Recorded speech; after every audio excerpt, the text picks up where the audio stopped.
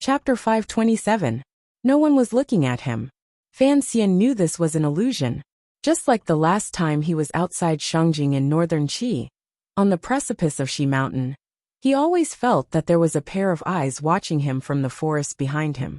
This was probably the stress reaction of a person facing a difficult and hopeless situation and experiencing emotional shock, particularly the natural reaction of an idealist like Fan Xian. A year ago, when he had sat on the white sailboat to return to Danzhou to visit relatives, he had passed by this great Dong mountain that seemed to have been cleaved in half by a god's sword. At the time, he had looked at the smooth jade walls of Dong mountain and had thought self-mockingly that he would not one day have to climb this mountain, right? Unexpectedly, all of this had become reality. Addition, subtraction, multiplication, division, there was the firmament above. Had heaven truly been watching him this entire time? The Great Dong Mountain was more dangerous, slippery, and higher than the precipice of Qi Mountain. When Fan Xian reached this place, his body had already begun to tremble. The exhaustion of his internal strength had already begun to affect his body. Like a bat, he gently stuck to the stone wall. His fingers dug into a rare crack and rested for a moment. Raising his head, he could no longer see the lights at the top of the mountain. Glancing back, he could see the increasingly ink-like seawater and a few military ships floating in the water. It was the Jiaozhou Navy ships. They were here to protect. Although they would not be of much use against the sudden attack by the rebel army, it was clear that they could sail away from this place and inform the local government. However, from the development of the situation until now, the Navy ships had not moved. Although Fan Xian had never discussed this matter with the emperor, the two of them knew that the Qin family had also encountered problems. A corner of the moon came out, but Fan Xian did not move in a panic.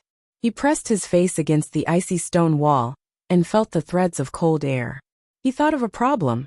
If the Qin family was also counted, all of this was the gathering of all the power in the world to participate in the Dong Mountain operation. No wonder the emperor had not expected it. One person could make all the enemies in the world put aside their temporary differences and closely unite. What kind of realm was this? This was the realm of the Qing emperor. Although northern Qi had not acted, it was clear that the eldest princess and Shang Shanhu had secretly made arrangements for Yin Xiaoyi's 5,000 trusted soldiers to come to the foot of Dong Mountain. Fan Xian rubbed his face against the cold stone. Would Haiding know about such an important matter? Immediately he breathed gently a few times. In reality, this dangerous situation, no matter how he looked at it, was created by Chen Pingping, the old cripple, using many years of time. He had also participated a few times. Whether it was the eldest princess, the Qin family, or the Yi family, they were all driven to the opposite side of the emperor by him and the old cripple with great care. If Chen Pingping knew that things would develop in this way, would he feel that things in the world were really wonderful, just like how he felt when he was on the cliff? The wind on the cliff was very strong. The suction force between his hand and the smooth stone surface was very strong.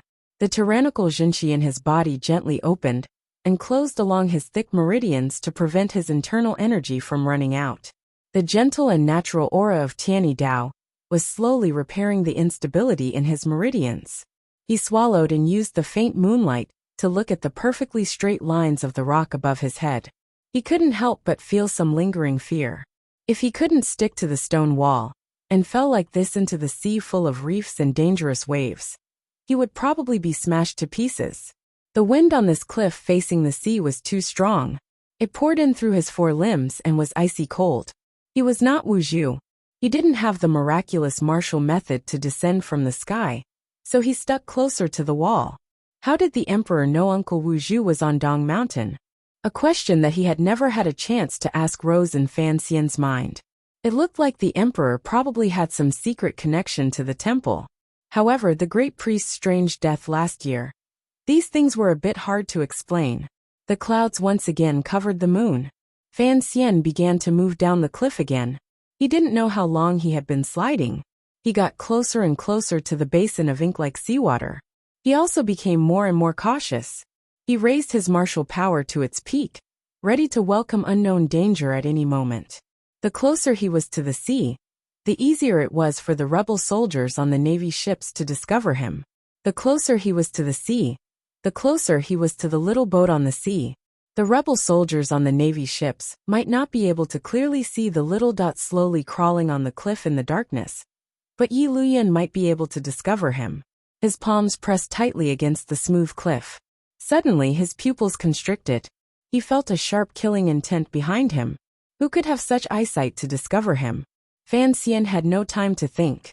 Unconsciously, he forcefully severed the junqi flowing through his body. The connection between his palms and the stone wall suddenly lost its effectiveness. His entire body slid down. Thud! A black and faint arrow struck where he had been hiding. The metal tip pierced deeply into the stone wall of Dong Mountain and sent out dozens of pieces of rock. If Fan Xian's reaction had been slightly slower, he would have been nailed to the stone wall by this arrow. And at this moment he was still in danger. His entire body smoothly swept down the stone wall at high speed. Fan Xian gave a muffled grunt. The junqi flow that had just been severed was forcefully pushed to the limit again. His palms gently slapped against the stone wall and barely managed to stabilize his body. Whoosh! The second black arrow shot ruthlessly into the stone wall under his feet. It was only half an inch away from his heel. The situation was extremely dangerous. The person who had fired the arrow had clearly planned ahead and calculated the speed of Fan Xian's fall. If Fan Xian had planned to naturally fall and avoid the sudden attack of the arrow, it would have been difficult for him to escape. Cold sweat poured down Fan Xian's back. With a shake of his right palm, half of his body left the wall and drew a semicircle in the air before sticking back to the stone wall. However, now that he was facing the ocean, he had no time to think. Purely unconsciously, he slid down the stone wall by 3 feet. Immediately after, his right palm slapped down again. His body bent strangely and twisted downwards. From a ship on the ocean, a dozen black arrows shot toward him coldly and mercilessly. They brushed past his body, pierced through his clothes, and stabbed ruthlessly into the stone wall. Thud! Thud! Thud! Thud! Fan Xian stubbornly and dangerously dodged on the stone wall. Purely relying on the never-ending training in his 20 years of rebirth and the foundation Wu Zhu had laid down as a child, he unconsciously dodged these unpredictable arrows. The situation was very dangerous. The black arrows came in a continuous stream and didn't give him any time to react. Furthermore, they seemed to have calculated his next landing spot clearly, forcing him to the point where he could fall off the cliff at any moment. Strangely, each time it seemed that Fan Xian would be hit by the black arrows, he would make a prediction. The junqi in his body circulated vigorously through 2 circulations, replenishing the junqi he had lost. It allowed him to barely ensure that one of his 2 palms would always stay on the stone wall. Each time it looked like he was about to fall, the palm stuck to the stone wall would pull him, twisting his body as he bounced up and down. It was as if he would never be able to escape the pull of the stone wall. He was like a wooden puppet made of black material. His 4 limbs were pulled by the mysterious power in the stone wall of Dong Mountain, as he performed a stiff and comical dance on the cliff. The black arrows that followed closely behind his body valiantly brushed past his body and shot into the stone wall. They formed a few messy lines on the stone wall. The front of the lines chased after him with a strong murderous aura. At any moment, they could pin this wooden puppet to death and shoot through his heart. Because the Navy ships were worried about the hidden reefs at the foot of Dong Mountain, they didn't get too close. To be able to shoot an arrow into the stone wall from so far away, there was only one person in the world. Only that person could discover Fan Xian hiding on the stone wall in such a dark night. The Qing army's northern governor, Yan Xiaoyi. After an indeterminable amount of time, the black arrows on the ocean surface stopped. There was no trace of Fan Xian on the cliff. The bottom of the cliff returned to silence. There was only the sound of waves crashing against the shore. Fan Xian had finally successfully dodged the chain of arrows and landed on the rocks. Stab! The last black arrow also seemed to have missed. It stabbed ruthlessly into the stone wall, sinking more than an inch into the stone. The tail of the arrow trembled endlessly and made a buzzing sound. There were a few strands of black cloth on the shaft. The sound of the waves on the rocks shook the sky, Fan Xian half knelt on the slippery rocks and began to cough uncontrollably. Fortunately, the Navy ships were too far away. The sound of the waves crashing against the rocks was too loud. It covered up his series of coughs. In the dark night, he did not reveal his figure. His face was pale. Climbing down this kind of precipice where humans couldn't walk, and then avoiding Yin Xiaoyi's marvelous chain of fatal arrows. He had already used up too much of his jinqi and spirit. The last part of the puppet dance on the cliff seemed to have been easily dodged, but it was already a display of his highest realm. Every second, every moment, his nerves were tense. He had dodged the impossible. The speed at which the jinqi in his body changed was too fast, and the frequency was too high. Even with the powerful width of his meridians, he still could not withstand it. When the jinqi reversed, it injured a meridian below his diaphragm. It made him cough and feel a tearing pain in his chest. Compared to this, he did not care too much about the wretched wound on his right shoulder.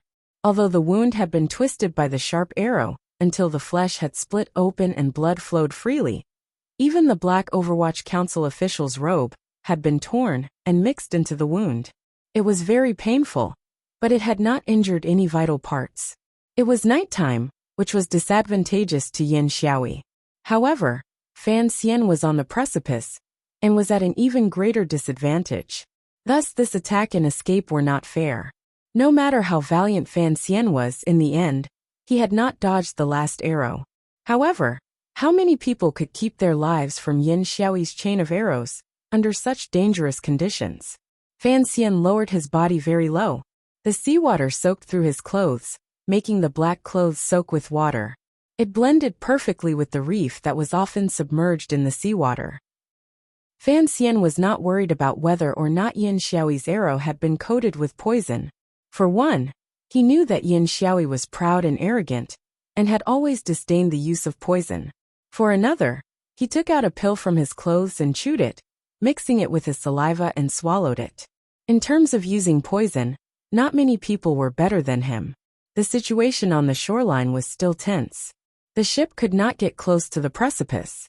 Presumably, the eagle-like eyes on the ship were staring at all the movements below the precipice. They had to kill Fan Xian before he came ashore. Fan Xian narrowed his eyes and observed his surroundings. The moon in the sky was not bright, but the waves were growing larger and larger. On one hand, it protected him. On the other, it made it difficult for him to find a safe path. If he were to use his lightness kung fu to fly from the reef, it would be giving Yin Xiaoyi another opportunity to kill him. Fan Xian did not like the feeling of being targeted by an arrow and unable to retaliate, particularly being targeted by Yin Xiaoyi's arrow. Suddenly, a warning flashed in his mind. With a muffled groan, his right palm slapped the reef beside him. Tyrannical true energy surged out violently, and an extremely violent force smashed a corner of the reef below him. His body also followed the strong reaction force, drawing a slanted arc, and using the fastest speed possible, he fell into the sea. The moment the splash appeared, it was immediately swallowed up by the growing waves. The white spray at the bottom of the precipice seemed to be incomparably angry that someone dared to underestimate its power and throw himself into the sea full of submerged reefs. This time, Fan Xian revealed his tracks. Although he had sunk into the sea, he could not escape the pursuit of the eagle-like eyes. However, he had to jump into the sea. He had to use the fastest speed and most decisive stance to leave the reef that temporarily protected his safety. Even if the sea was angry, he still had to throw himself into it. He would rather face the angry sea and be targeted to death by Yin Xiaoyi's arrow in the sea than stand on the reef and face the trembling in his heart. A line swept over from the sea. It was a white line. The waves were so large, but the white line seemed to have a power beyond the world. It was not disturbed by the spray. On the contrary, it quietly and clearly drew toward the bottom of the precipice of Dong Mountain. It was like a god's hand holding a magical pen and drawing a line in the angry ink-like ocean water. The white line was actually a wave that had broken through the water. An ancient sword was swiftly sweeping 2 feet above the line. The moment Fan Xian flipped his body away from the reef, the white line was about to touch the reef. The ancient sword and his body met in a flash and then separated. No one knew if they had touched or not. The reef was thrown into chaos. Before the power of the sword arrived, the sword intent seeped out and easily split open the wet black reef where Fan Xian had landed earlier. In front of this sword, the reef was like black tofu. Then, the sword swept through the waves and air and pierced into the smooth stone wall of Dong Mountain. The stone wall was very hard, but the body of the sword had completely pierced in. Only the hilt was left like a small dot. Chapter 528. There was seawater in all directions. It was as heavy as a giant rock pressing down on him. The ink-like seawater poured into his mouth, nose, and ears, making it impossible for him to breathe. His body swayed endlessly with the undercurrent. He looked like a fish that had been knocked unconscious. At any moment, he could be swept up by the undercurrent and smashed into the submerged reef.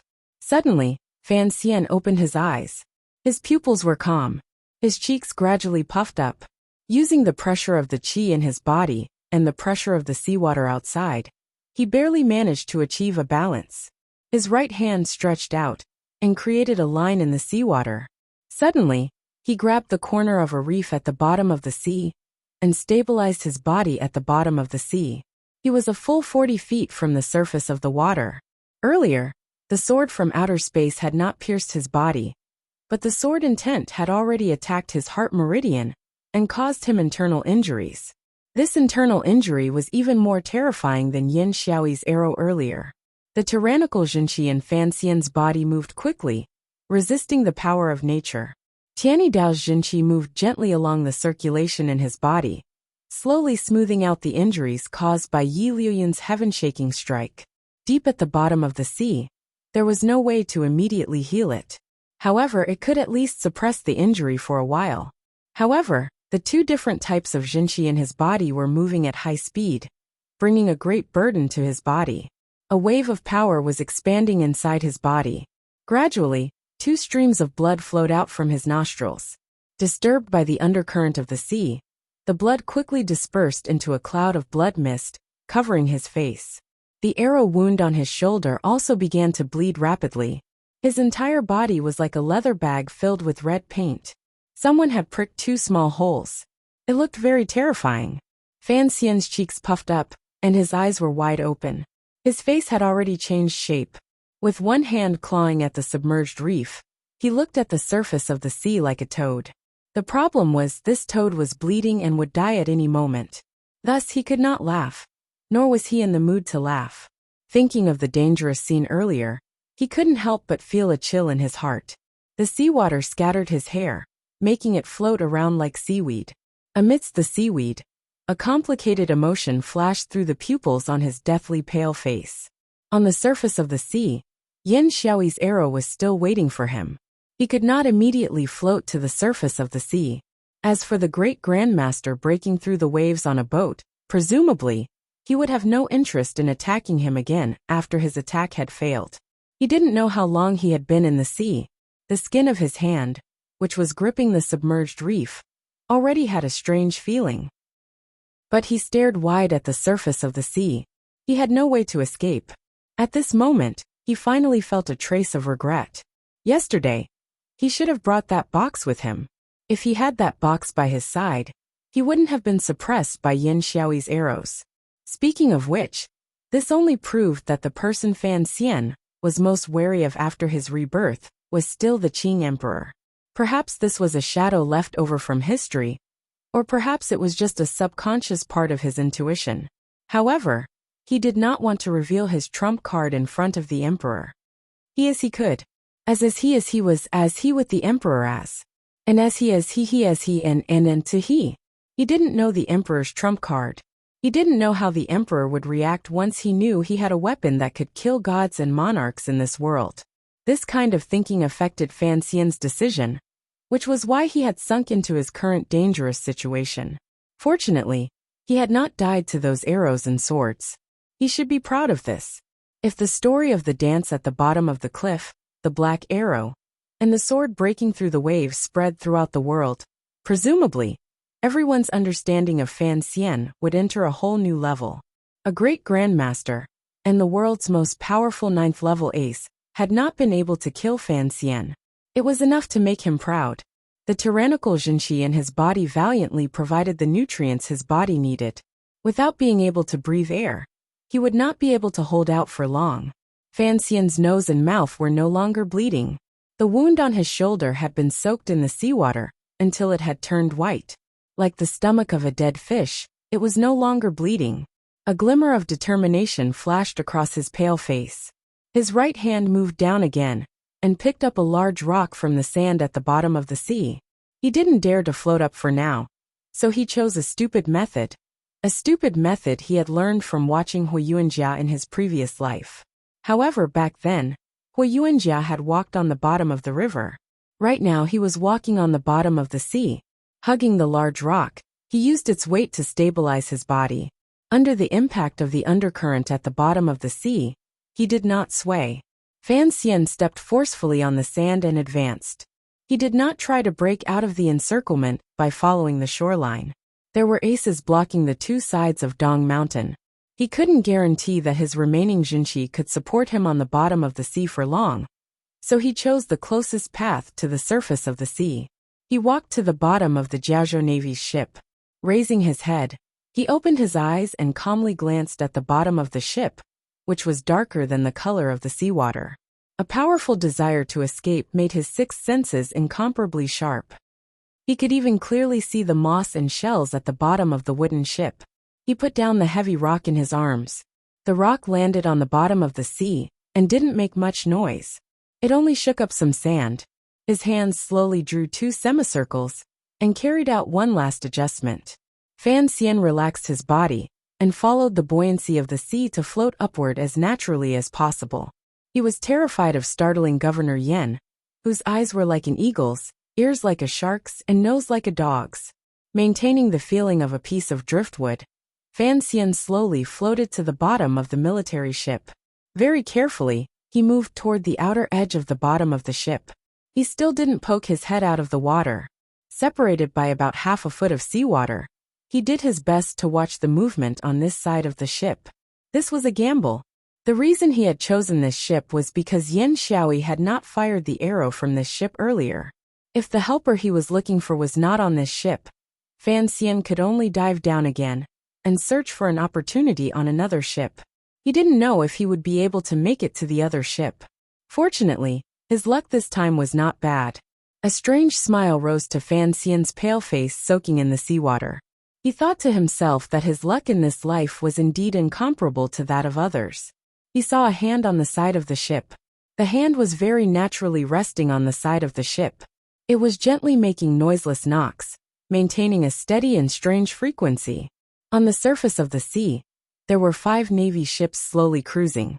Under the illumination of the moonlight, these ships were like demons searching for prey, slicing through the surface of the water, ready at any moment to nail the prey hidden at the bottom of the sea. Another 3 ships sailed far away from the main group, maintaining a corresponding distance. They were responsible for providing support and keeping a wider watch. On one of the ships, the lights in the middle of the hall were dim. The Jiaozhou Navy general in charge of this ship, Su Maokai, was sitting coldly in an armchair. Of his 3 trusted soldiers, 2 were responsible for guarding outside the hall. 1 was responsible for communicating with the Navy's flagship. There was only 1 trusted soldier left by his side. The soldier's face was hidden in the darkness behind the light. His facial features could not be seen clearly, but it could faintly be seen that his face was slightly pale. No one knew if he had been frightened by the battle array tonight. It was completely silent on the ship. Suddenly, the trusted soldier opened his mouth to speak. Why did the Jiaozhou Navy also betray? Su Maokai was now the 3rd-ranked figure in the Jiaozhou Navy. He had enough power under his command. For a major matter like tonight, if he didn't know the inside story, he would not have followed the Navy's flagship to surround the sea around Dong Mountain. He lowered his head and then slowly said, "Young master, the situation right now is not that the Jiaozhou Navy has betrayed. Rather, it is you who has betrayed." The trusted soldier was Fan Xian, whose luck was so good that he had quietly snuck onto the ship. Su Maokai was an old member of the Chuanzhou Navy. Furthermore, the hand that had been hanging outside the ship proved that he had been secretly hoping that Fan Xian would be able to escape from death. Thus, Fan Xian had enough trust in him. After hearing these words, Fan Xian still furrowed his brows. Fan Xian and the emperor had long guessed what the eldest princess would do. For such a major matter as the Dong Mountain attack, they could at most control the news for a few days. In the end, the emperor would be assassinated, and the crown prince would succeed. The matter of the emperor being assassinated needed someone to take the blame. That person had to have enough power to kill the emperor, and have the motive to do so. Only then would they be able to convince the Empress Dowager in the palace, and the officials in court. Even if it wasn't to convince, they had to give those people a psychological explanation. It was clear that among the group of people heading to Dong Mountain to worship heaven, the only person who had the power to kill the emperor was the commissioner of the Overwatch Council, Fan Xian, who held 500 black knights, and had a few unknown aces in secret. As for the motive to assassinate the emperor, presumably, given the eldest princess' intelligence, she would circle around the matter of the old Yi family, that the Empress Dowager was most wary of. You didn't respond. I trust that you also didn't send a message to Wu Gufei. You also didn't send a message to Ho Jichang. Fan Xian stood behind Su Maokai and stared coldly at the side of his face. In order to prevent someone from suddenly entering the room, he had only slightly bandaged his wound at the back of the ship, and disguised himself as Su Maocai's trusted soldier, standing behind him the entire time. I had you stay with the Jiaozhou Navy for this day. Fan Xian's tone was calm, but there was a glimmer of anger in it. In the end, you didn't do anything. The Overwatch Council assassinating the emperor may have convinced some of the generals in the navy, but how could you believe it? Furthermore, why was Yin Xiaoyi on the navy ship? Did these navy generals not have questions in their hearts? Why would they believe in your loyalty, and have you come to Dong Mountain? Su Maokai lowered his head and thought for a moment. He then said, as for the matter of assassinating the emperor, there should be some people who would believe it. After all, the Overwatch Council's reputation is not good. Furthermore, we received news yesterday that 500 Black Knights had traveled overnight from the Jiangbei camp to Shao Mountain. There was suddenly no news of them in the East Shandong Road area.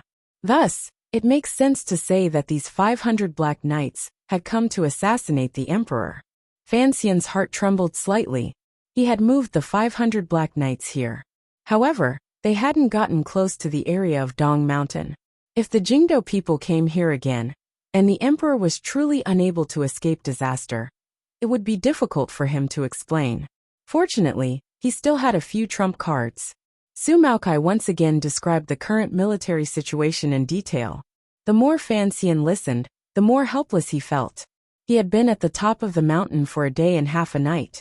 Apparently, the rumors at the foot of the mountain had become completely different. Had he colluded with Dongyi Sigajian to assassinate the emperor? Damn it, this kind of method of investigating the evidence is too childish. However, Fan Xian knew that methods were always secondary. As long as victory and defeat were decided by strength, no matter how childish the eldest princess's investigation was, it would become an ironclad fact in the history books. Of course, most people in the Navy have doubts. I even believe that some people know the truth of the Dong Mountain matter, Su Maokai said coldly. Even if they know the truth, so what? If it was still Chang Kuan leading the army in the past, given his and the old Navy generals' respect for the emperor, they would certainly not participate in this matter, even if they were beaten to death. Young master, you went on a killing spree in Jiaozhou last year. Many of the old generals have already been killed. Who knows how many generals have begun to feel cold toward the court. Presently, the Jiaozhou Navy is already the world of the Qin family. Even if it was truly a rebellion, I believe the generals on the Navy ships at the foot of Dong Mountain would be very willing. Fan Xian calmly said, you should also know the truth. I have never doubted the changes in the Navy. The Emperor also knows about the Qin family. I believe he will certainly have follow-up plans. Thus, I am still curious as to how you obtained the eldest princess's trust. He suddenly furrowed his brows and said, their hearts are cold toward the court. Presumably, you have contributed to this matter. Maokai, I had you stay in the Jiaozhou Navy, not to have you create a rebel army. Su Maokai was silent for a moment. He then suddenly rose and bowed deeply toward Fan Xian. Sincerely, he said, "Young master, I am not talented. I have never been able to completely control the Jiaozhou navy in my hands. Since the eldest princess has rebelled, and the Qin family has also joined in, you should have seen it. There is still that great grandmaster on the sea. This is a rare opportunity." His eyes stared at Fan Xian's pale face. A glimmer of loyalty and passion flashed through them. Gritting his teeth, he said, "Young master, take the opportunity to rebel." Fan Xian stared into Su Maocai's eyes and didn't speak for a long time. He knew this general's loyalty toward him, no, toward his mother. It wasn't that he hadn't guessed why he would bring up such a rebellious suggestion. He only gently shook his head. "Why?" Su Maocai lowered his voice and said anxiously, "Presently, all the truly powerful people in the world have been attracted to the Great Dong Mountain. Jingdo is just an empty stomach. Young master, take the opportunity to go ashore and contact the 500 Black Knights in the Shao Mountain area. Travel 1,000 li to attack Jingdo and coordinate with Director Chen from the inside and outside. In one move, you can control the royal palace. Once both sides have suffered heavy losses at Dong Mountain, you can, as a prince, climb high in Jingdo and raise your arms. Everything will be done." Fan Xian did his best to calm his tone, to avoid hurting the heart of the person in front of him. Warmly, he said, "The emperor is very guarded against me, and has never let me command the army. How could a mere 500 Black Knights enter Jingdo? There are 10,000 Jingdo garrison outside Jingdo, 13 city gate guards in Jingdo, and 3,000 imperial soldiers. How could I deal with them? The commander of the Jingdo garrison is the Great Prince's trusted aide. The imperial army is completely under the Great Prince's control. The 13 city gate guards are directly under the emperor's command. Once the emperor is not present, they are headless people." It was clear that Su Maocai was prepared. Methodically, he spoke one thing at a time. "Young master, since you have taken the risk to break through, you must have a keepsake from the emperor on you.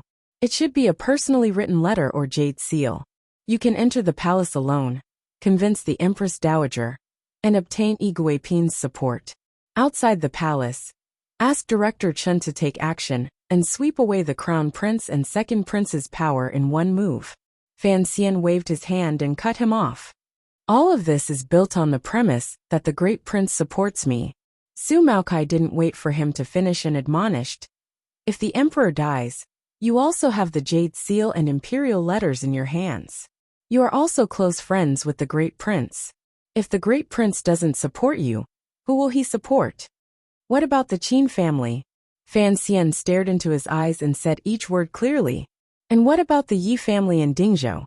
How many soldiers do the two sides have combined? The Yi family has run the Jingdo garrison for 20 years. The Great Prince is unable to completely control them. So what?" Su Maocai lowered his voice. "There are 7 roads of elite soldiers in the Qin kingdom. Yin Xiaoyi is in Dong Mountain and cannot move the northern expedition camp. The Yi and Qin families only have 2 subordinates. There are still 4 roads of elite soldiers. As long as you can control the palace, these 4 roads of elite soldiers will all be in your hands. Even if Jingdo is in danger at the beginning, in less than half a month, the entire situation can be reversed. The reason you hesitate is because you have never carefully analyzed just how much power you can mobilize in your hands." Su Maocai stared into Fan Xian's eyes and said each word clearly. "The emperor was attacked by assassins in Dong Mountain. You have the jade seal and the emperor's personally written letter as proof. The crime of assassinating the emperor can easily be placed on the heads of the eldest princess, crown prince, and second prince. This is a righteous reason. In less than half a month, this righteous reason will receive the approval of the 4 roads of elite soldiers. Although you have no one in court, Prime Minister Lin has probably left a number of people for you.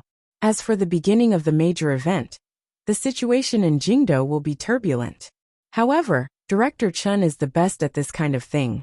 Also, don't forget Minister Fan. He will certainly support you." Fan Xian was silent for a long time. He admitted that for the sake of the rebellion, Su Maocai had secretly put in a lot of effort and schemed for him for a long time. If the situation continued to develop like this, If he could leave the sea, escape Yin Xiaoyi's pursuit, and return to Jingdo, perhaps the power of the Qing kingdom would truly be incomparably close to his hands. Was this kind of temptation great? Fan Xian didn't know because his state of mind was clear. He had not thought in that direction at all. Chapter 529. The sea wind whistled past the ship. The waves pushed the ship up and down. Although the lampstand attached to the wall of the ship would not fall to the ground, the flames in the lantern were sometimes large and sometimes small. The light made the expressions of the two people in the cabin uncertain. There was the faint sound of a message outside. A soldier knocked on the door and entered to report something to Su Maokai. He then hurriedly left the cabin. Tonight, the people within a radius of 20 li around Dong Mountain had sunk into a tense and fearful atmosphere. Regardless of whether they knew the truth or not, they were all terrified and uneasy. "We need to expand the search area," Su Maokai said in a low voice. His expression was complicated. Fan Xian's words earlier had directly overturned all of his thoughts. If the emperor had not died, Su Maokai did not believe Fan Xian's deduction. Although he didn't know the eldest princess's entire plan, looking at the situation at hand, how could the emperor have survived from the summit of Dong Mountain? As he was thinking, Fan Xian stood to the side and watched him quietly. It was clear that Su Maokai had played an important role in the Jiaozhou Navy's rebellion. Otherwise, the eldest princess's side would not have been at ease in allowing him to bring a ship here. Fan Xian knew that Su Maokai had never had any loyalty to the Qing court. He only had hatred and a desire for revenge. This so-called rebellion was something that happened naturally.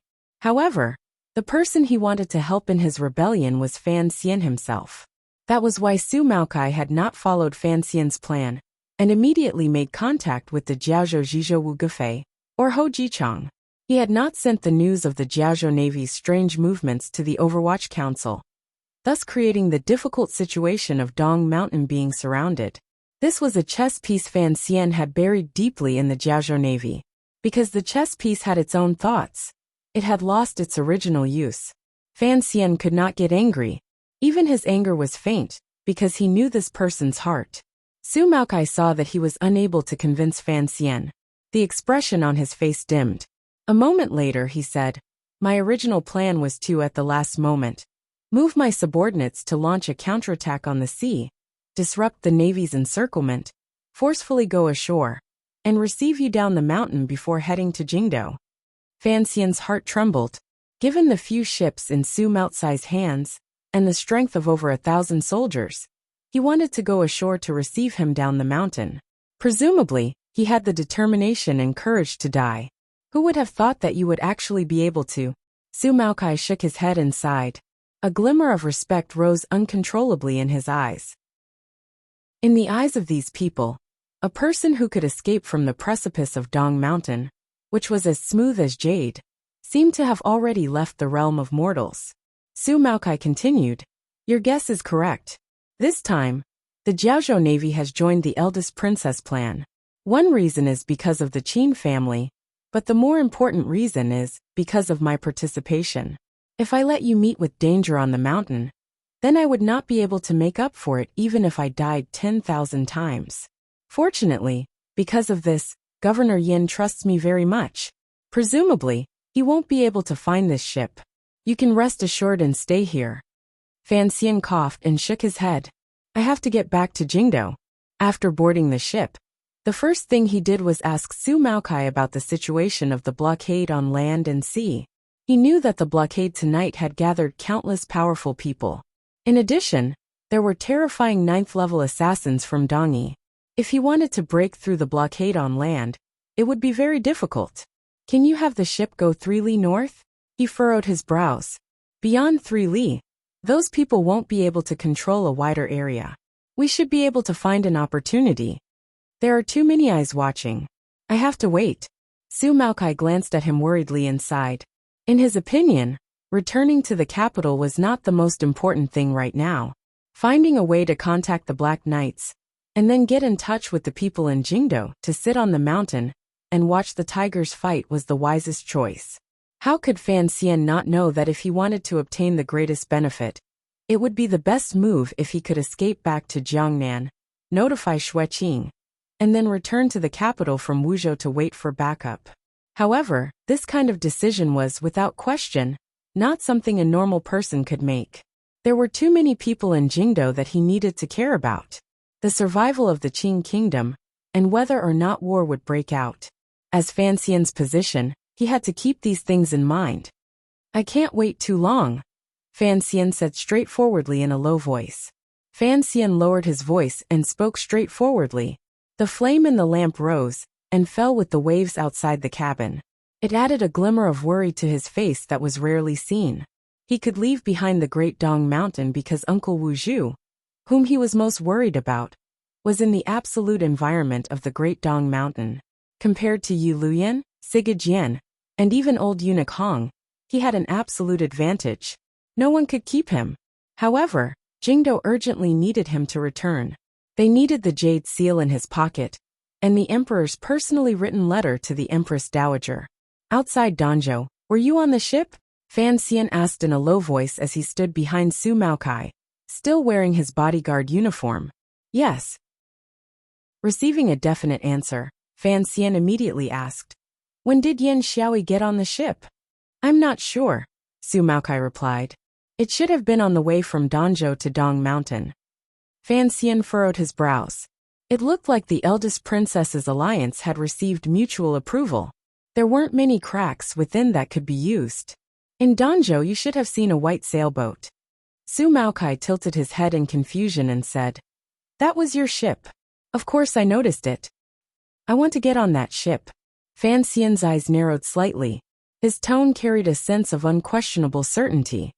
Yan Xiaoi's eyes have probably already risen from the bottom of the sea.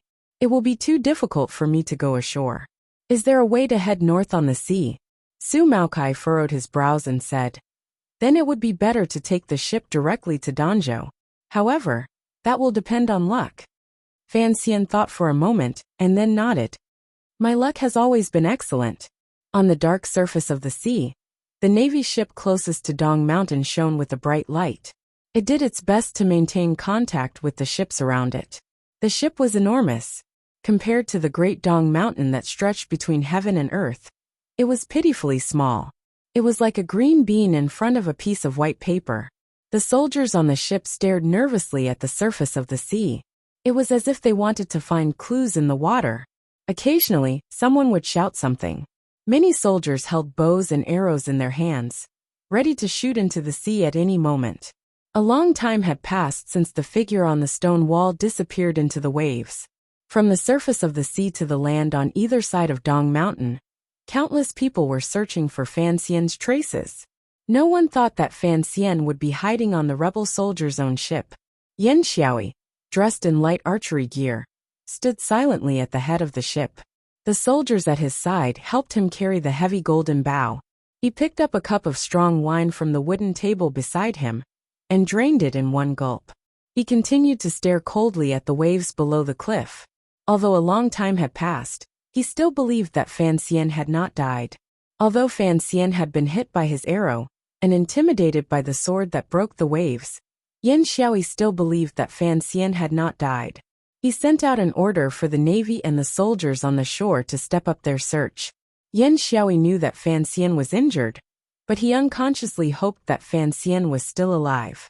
It would be best if he was still alive in front of him, and then have his arrow ruthlessly pierce into his throat. He loathed Fan Xian, this pretty boy.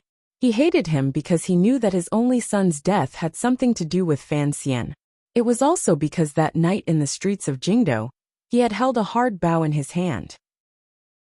Yet, he had been at a complete disadvantage in his foggy confrontation with Fan Xian. This was a humiliation he could not accept. Fan Xian had to die by his hand to wash away this humiliation. This time, you probably won't be so lucky. A ruthless light flashed through Yan Xiaoi's eyes. He stared motionlessly at the stone wall of Dong Mountain. He thought of the scene he had seen earlier, the scene that had shocked him. That pretty boy had been able to slip down from such a high, steep, and smooth precipice. If it were not for Yan Xiaoi's profound realm and startling eyesight, the Navy soldiers on the surface of the sea would not have found a trace of Fan Xian. Fan Xian would probably have used the water to escape thousands of li away. All of the rebel soldiers would have thought that the young commissioner was still trapped on the mountain. This was not a matter of luck. It was a matter of strength. Yin Xiaoyi's heart chilled slightly. He was shocked by the strength Fan Xian had demonstrated. Because the ship was too far from the precipice, his 13 consecutive arrows had not nailed Fan Xian to the precipice. They had only injured him. This reality made it difficult for Yin Xiaoyi to suppress his emotions.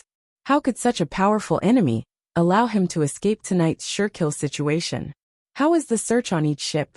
Yin Xiaoyi asked with a cold face. When he did not find a trace of Fan Xian in the ocean, he immediately thought that the kid had climbed onto their ship from the ocean.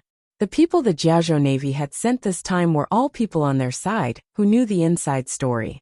Yin Xiaoyi did not suspect anything. The admiral of the Jiaozhou Navy, Qin Yi, glanced at him and said in a low voice, "He's not on the ship." He was a second-generation figure of the Qin family, and the cousin of the Deputy Bureau of Military Affairs, Qin Heng. Because of Fan Xian's investigation of the Jiaozhou case last year, he had the opportunity to take over the position of Admiral of the Jiaozhou Navy. Since he was standing shoulder to shoulder with Yin Xiaoyi at the bow of the ship, the Qin family's attitude was clear. Be careful. This person is very crafty. Since he came down from the mountain, he must have something important on him. If he is allowed to rush back to Jingdou, it will probably have a great impact on the eldest princess and old Qin master's plans. Yin Xiaoyi said quietly. Qin acknowledged. Although he was a first-level admiral of the Navy, in front of Yin Xiaoyi, this super-level admiral, he didn't have the slightest qualification to be unyielding. Particularly in this siege of Dong Mountain, all sides looked out for each other. But the one with the most power was still Yin Xiaoyi. Yin Xiaoyi looked at the ocean in front of him, and suddenly furrowed his brows. I'm worried that Fan Xian has come ashore from the bottom of the ocean. No one can hold their breath at the bottom of the ocean for so long. Qin Yi shook his head. Qin Yi shook his head and said, "There are your trusted soldiers on the shore, as well as the aces from Dongyi. They shouldn't give him a chance." A strange smile rose to the corners of Yin Xiaoyi's lips. He thought that for that pretty boy to be able to slide down a precipice hundreds of meters high, how could he be judged by common sense? Seeing Yin Xiaoyi's worry, Qin Yi calmly said, "Tomorrow, at the latest, the day after tomorrow, the plans in the provinces along the road will begin. Although we cannot use the name of the Overwatch Council, we have to send out the news that Fan Xian assassinated the emperor. He is the most serious criminal in the world. How can he escape?" Yin Xiaoyi glanced at him mockingly, and didn't say anything. He thought, how could a normal general know the power of a 9th-level ace? If he was allowed to come ashore and enter the vast sea of people, even if the court was fooled by the eldest princess and gave Fan Xian the charge of rebellion, who could guarantee that Fan Xian would not be able to enter the capital? If Fan Xian escapes ashore, he will certainly find the closest Overwatch Council subordinate to send a message to Jingdou, Yin Xiaoyi said coldly. Although there are Overwatch Council spies everywhere in the provinces, he is most at ease. The ones closest to him are, without question, the people he left in Danzhou. Qin Yi understood and said, "I will immediately arrange for someone to go to Danzhou." If Fan Xian was on this ship and heard this conversation, he would certainly want to hug and kiss Yin Xiaoyi. He had been on Su Maotsai's ship thinking hard about how to return to his own ship in Danzhou. Unexpectedly, Governor Yin had given him such a wonderful opportunity. However, why did he have to go to Danzhou? Yin Xiaoyi finished arranging everything and slowly raised his head. The index and middle fingers of his right hand unconsciously curled up. This was a habitual movement brought about by his long years as a bow and arrow. Following the movement of his fingers, his gaze had already landed on the distant and dark summit of Dong Mountain. He knew where the emperor was, and what awaited the emperor. Even though the rebellion had already progressed to this stage, as a soldier, he still felt 1 part admiration, 3 parts reverence, and 5 parts discomfort toward the emperor. If his only son's death had not made it clear to him that his son was never as precious as the emperor's son, perhaps Yin Xiaoyi would have chosen some other method and not done what he did tonight. Fortunately, he did not need to interfere in the matters on the summit. Yin Xiaoyi thought this. Handing over the soldiers in front of the mountain gate to that person was part of the agreement. His mood would also be a bit better. Then, he bowed respectfully toward the surface of the sea, wishing that the old man on the boat, who was about to ascend Dong Mountain, would send the emperor off on his behalf. Chapter 530. Yesterday, I wrote that Yin Xiaoyi was 1 part admiration, 3 parts respect, and 5 parts uneasiness toward the emperor. A reader asked on cue, 1 plus 3 plus 5 is equal to 9. Old cat, what about the last part? At this moment, I looked around and called out to Big Mountain, what about the last part? What about the last part? Big Mountain's reply said to me, that is respect for the author's muddle-headedness. P.S. Everyone give me some monthly votes. The milk-like white mist slowly spread across the surface of the sea. It was quiet all around. There was only the faint sound of water rippling not far away. The sound grew clearer and clearer. 3 battleships broke through the mist like ghosts and gradually revealed their black hulls. Su Maokai stood at the head of the ship and gave orders in a low voice to his subordinate officers. This group of 3 ships obeyed the order and followed the coastline north in pursuit. It didn't take long for them to reach their designated location. This place was about 12 li away from Danzhou. The Overwatch Council's ship with white sails was anchored on the dock south of Danzhou. With the cover of the thick mist, these 3 battleships could approach the Overwatch Council ship without anyone noticing. However, this also brought unknown trouble to their search. The Navy soldiers already knew that the black-clothed man, who had escaped from Dong Mountain in the night, was the target of this trip, the commissioner of the Overwatch Council, Fan Xian. They didn't know why their superiors had sent them to the south of Danzhou. They didn't know that Yin Xiaoyi was certain that after Fan Xian escaped, he would make contact with his trusted aide on this white sailboat at the first instant. Fan Xian wore a slightly loose personal soldier's clothing that covered his black night clothes and equipment. He hid in the front cabin of the battleship and was not worried about being discovered by the people on the ship. His eyes peered out through the crack in the window lattice and narrowed slightly. He was worried about the ship on the other side of the mist. The 3 ships headed north on the sea, maintaining an excellent distance from the coastline. Su Maokai tried a few times to get the ship closer to the shore, but was worried that his movements would be too big and raised the suspicions of the pursuers. Thus, Fan Xian was unable to go ashore during these 2 hours. Fan Xian had thought about escaping alone, but he was worried about the subordinates he had left in the south of Danzhou. The Qinian unit still had a small group left on the ship. Hong Chongqing, whom he liked very much, was still responsible for the affairs on that ship. At this moment, there were 3 naval battleships surrounding and attacking him. If he escaped, what would happen to the lives of his subordinates? He didn't know if Yin Xiaoyi was on one of the 3 ships. Anger and helplessness welled up in his heart.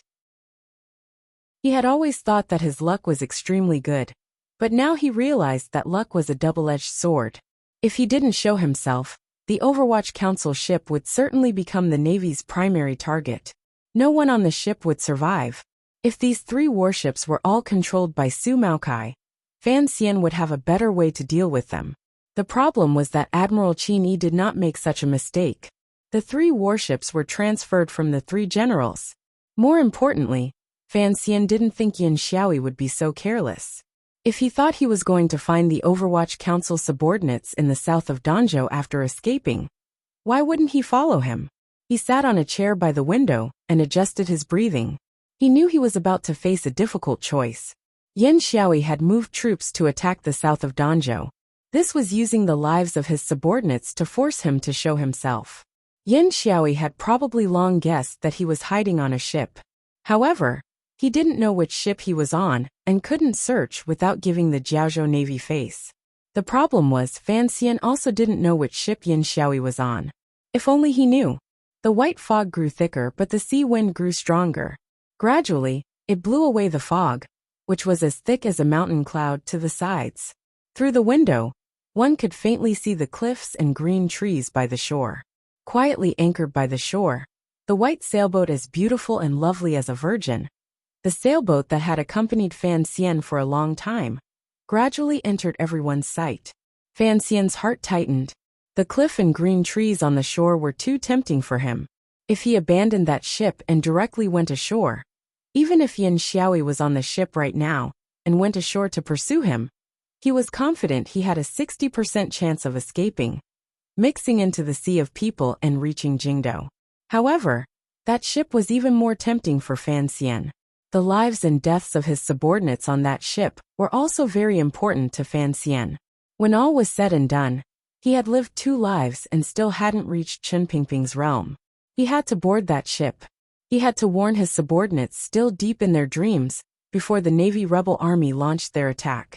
The sound of ropes snapping gradually rang out on the 3 Navy battleships. Fan Xian's heart tightened again. He knew that the catapults on the ships were being prepared. It was clear that the people on the white sailboat in the distance had relaxed their guard because they were deep in the heart of the Qing kingdom and had no major figures to protect. They did not sense the strange movement on the sea. Fan Xian's pupils constricted slightly. With a flick of his finger, he called Su Maokai back into the cabin. In a low voice, he prepared to gamble. The 3 battleships moved in a triangular formation and slowly surrounded the Overwatch Council's ship. When they were still some distance away, the ship Su Maokai was on suddenly seemed to be struck by a wave. There was a problem with the helmsman's control, and the angle of the bow of the ship was slightly off. The rebel army generals on the other 2 ships furrowed their brows slightly. They thought General Su had not been in battle for a long time, and had made such a mistake. Seeing that he hadn't alerted the target on the shore, they didn't take it to heart. It was this momentary negligence. With a muffled thud, it seemed to be the sound of some heavy machinery being pulled. Immediately after, a shrill whistling sound broke through the air in the white fog. Several sharp stones flew out from the catapult on the battleship that Su Maokai was on. The enormous weight carried a terrifying speed as it flew across the sky above the water surface. It ignored the gentle mist enveloping it and smashed down without any warning toward the battleship of the Navy that was closest to the shore. A few loud bangs rang out. One of the rocks smashed into the side wall of the battleship and smashed right above the waterline, creating a large black hole. A piece of stone smashed into the main mast of the battleship. With a crack, the thick main mast broke in the middle, revealing sharp and towering wooden stubble. The large sail fell down with a crash, smashing down who knew how many Navy officers. The nooses that were connected to the sail also became soul-sucking ropes in that instant. Driven by the mast, they swept across the ship, tearing through the air and passing those Navy officers who were standing stupidly, cutting their waists in half. It could only be said that this rock had good luck. In just an instant, it caused a heavy death on the battleship. Countless amounts of blood, flesh, and red water sprayed out. These were 3 battleships prepared for a sneak attack. When they were ambushed from the inside by their own people, everything seemed very sudden. They had no time to defend. It was as if in this instant, the 3 battleships in the triangular formation all stopped at the same time. Time stopped. One could only hear the terrifying sound of huge rocks breaking through the air. Fire! Su Maotsai's face was ashen as he shouted in a low voice. Following his order, countless fire arrows rose into the air at the same time and shot toward the already heavily damaged battleship. The fire arrows landed like raindrops on the already heavily damaged battleship. It was unknown whether the officers on the ship were dead or alive. No one organized a counterattack, much less a rescue. In just an instant, the entire ship began to burn. In particular, the sails covering the ship became the largest source of fuel for the fire. Su Maotsai's expression was complicated. Everyone on that battleship was his colleagues. If it was not the most dangerous moment, he would not have chosen to use such a method to ambush. To be able to organize the attack of the entire ship in such a short amount of time, if he had not operated in the Jiaozhou Navy for 20 years, and if the soldiers on this ship were not all his trusted aides, he would not have dared to imagine such a good result. He furrowed his brows and gazed at the white sailboat on the shore. From the strange movements on the boat, he realized that the Overwatch Council should have already reacted. He had done what he promised the young master. He clenched his right fist slightly and gestured behind him. On the right side of the battleship that had suddenly launched a despicable sneak attack, The crossbow machine used for close combat on the sea suddenly moved. With a muffled sound, the entire battleship shook slightly. The crossbow bolt with an anchor quickly shot out and landed directly on the Overwatch Council battleship on the shore. The two ships were connected by the rope pulled by the huge crossbow arrow. The people of the Chenian unit of the Overwatch Council courageously sprinted to the side of the ship with the intention of cutting the rope. However, they heard the sound of an arrow of command coming from the sea fog. They couldn't help being startled. They then turned and ran, abandoning the ship with incredible speed. Following the gangway to the shore, they climbed ashore. Like countless shadows, they disappeared into the fog on the shore. Their movements were so fast that it left one dumbfounded. This was the reason the Overwatch Council was so powerful. The reaction of all of the officials and secret agents of the 8 bureaus to the sound of an arrow of command was already rooted in the depths of their hearts. They didn't need to ask why. They only needed to do as they were told. On the sea, a ship burned fiercely. Occasionally, wretched cries rang out.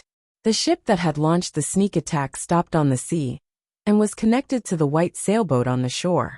After the people on the white sailboat fled at a shocking speed, they left behind a dead ship. As for the last ship, speed up. A glimmer of fear flashed through Su Maotsai's eyes.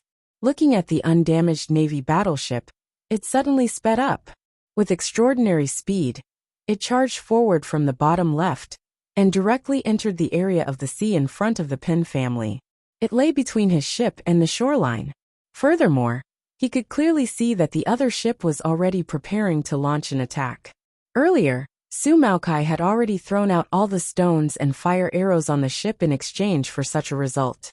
Seeing that the other party was preparing to launch an attack, his first reaction was, "Return to the helm.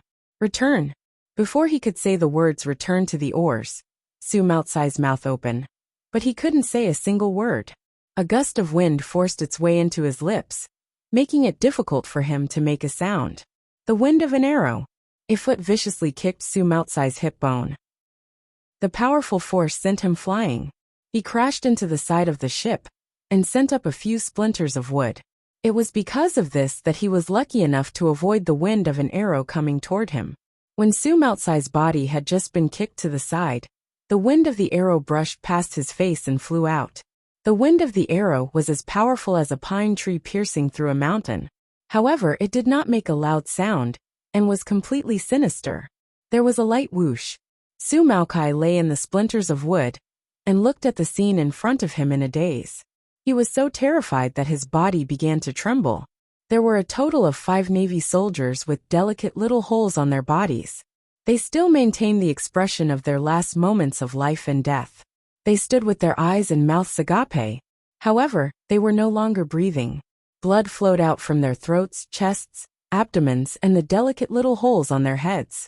A delicate little black arrow was nailed into the wooden planks of the front of the battleship. The feathers of the arrow trembled at high speed and made a buzzing sound. Blood dyed the feathers of the arrow. With a drip, a drop of blood fell. A drop of blood. A floor full of dead people. What kind of arrow was this? Pulling back the foot that had kicked Su Maotsai's body, Fan Xian knew he had lost the gamble. Yin Xiaoyi was indeed on the ship, but he was not on the fire ship that Su Maokai was desperately attacking. He knew that his tracks had already fallen into Yin Xiaoyi's eyes. It was useless to continue to hide. He narrowed his eyes and looked at the battleship that still maintained a fast speed and crashed toward the official ship on the shore. He looked at the bow of the ship at the head of the ship, wearing black light armor and holding a bow like a god. With a flip of his hand, he put on the light-colored side of the Overwatch Council's official robes. He turned his head and glanced at Su Maokai, whose face was half in a pool of blood and who had already lost an ear.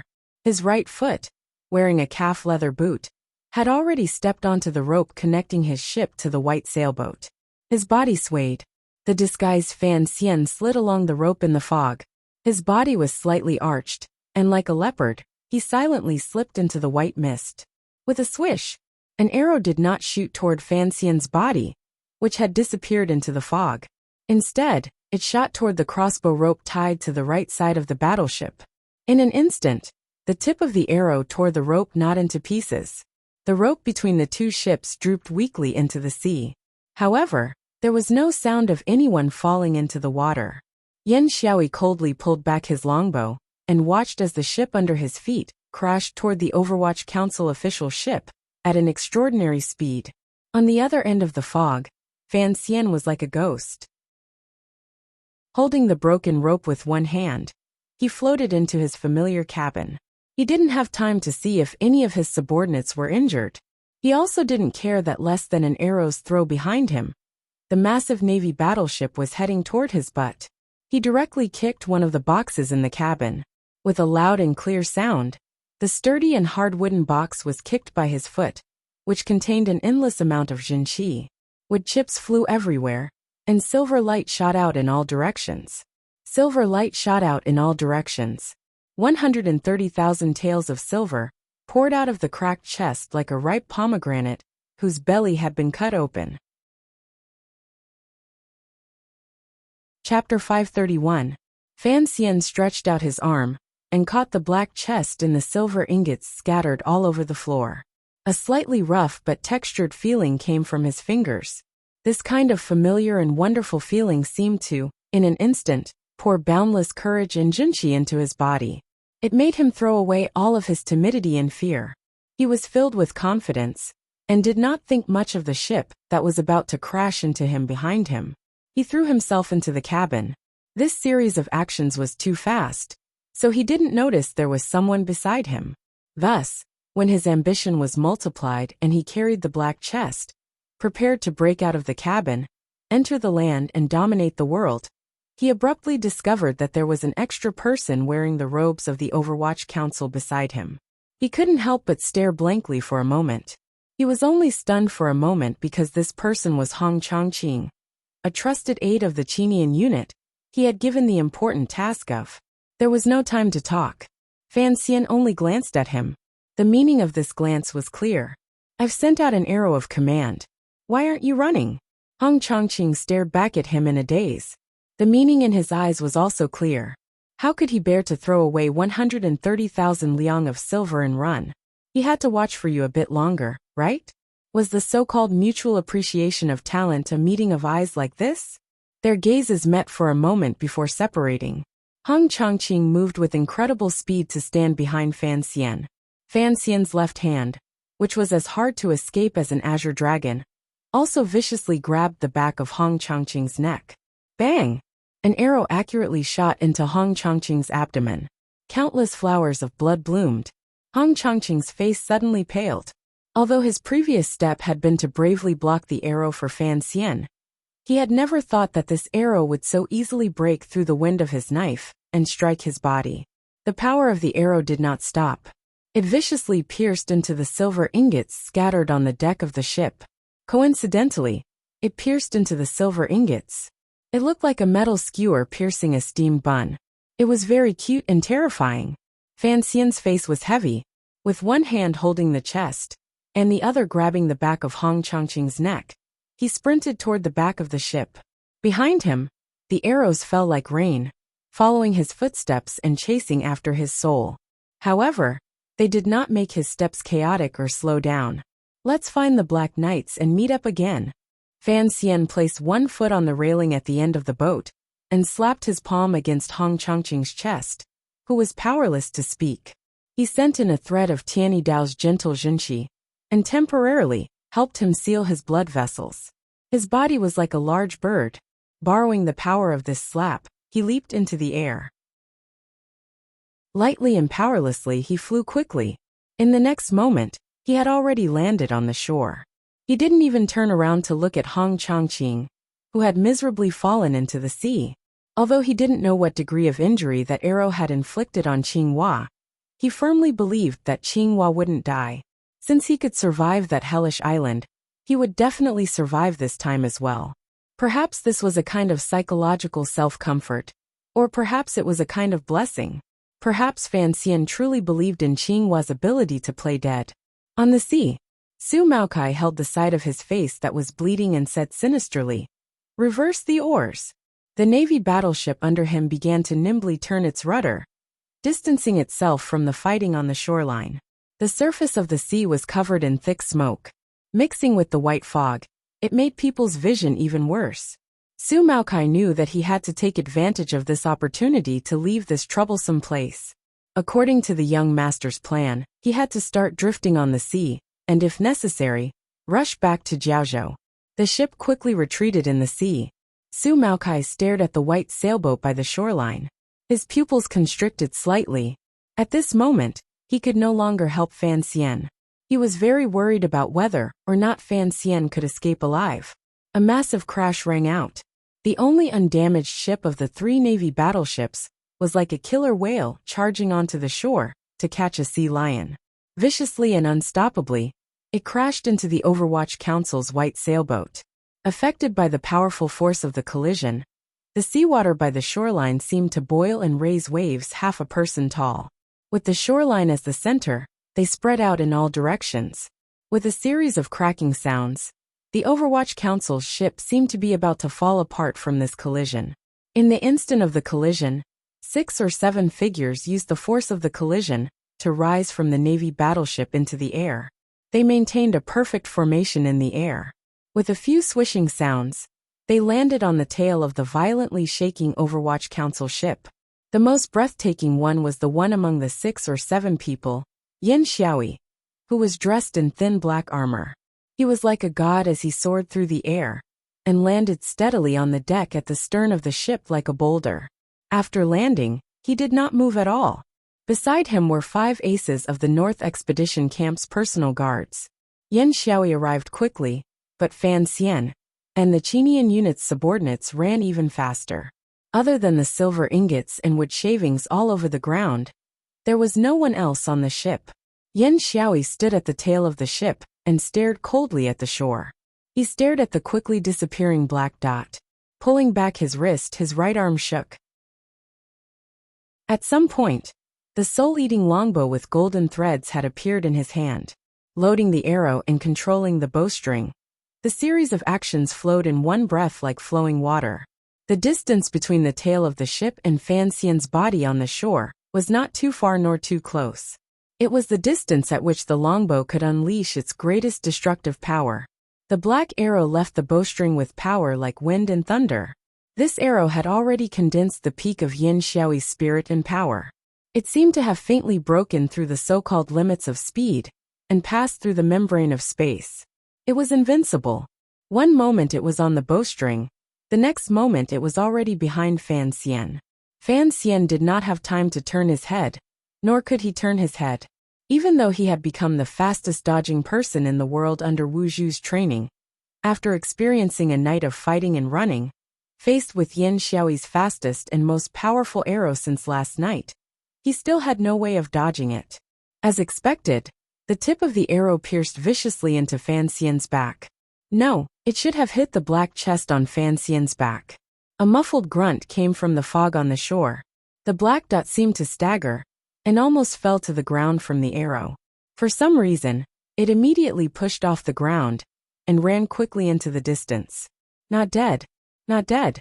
Covered by the thick fog, the people on the ship could only faintly see Fan Xian's figure.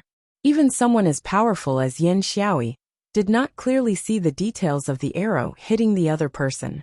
A glimmer of fear and confusion appeared on the faces of Yin Xiaoyi's 5 trusted soldiers. After a night of chasing Fan Xian to this point, everyone's confidence gradually faded. There was actually someone in this world who could slip down a smooth precipice hundreds of feet high. There was actually someone in this world who could be hit by the governor's arrow with all his strength and only stagger. These trusted soldiers suddenly thought of the background of the person they were chasing. They thought of the legendary Tianmai being and many stories related to Fan Xian. It was inevitable that some emotions would surge in Yin Xiaoyi's heart. However, his cold face made it impossible to see the changes in his heart.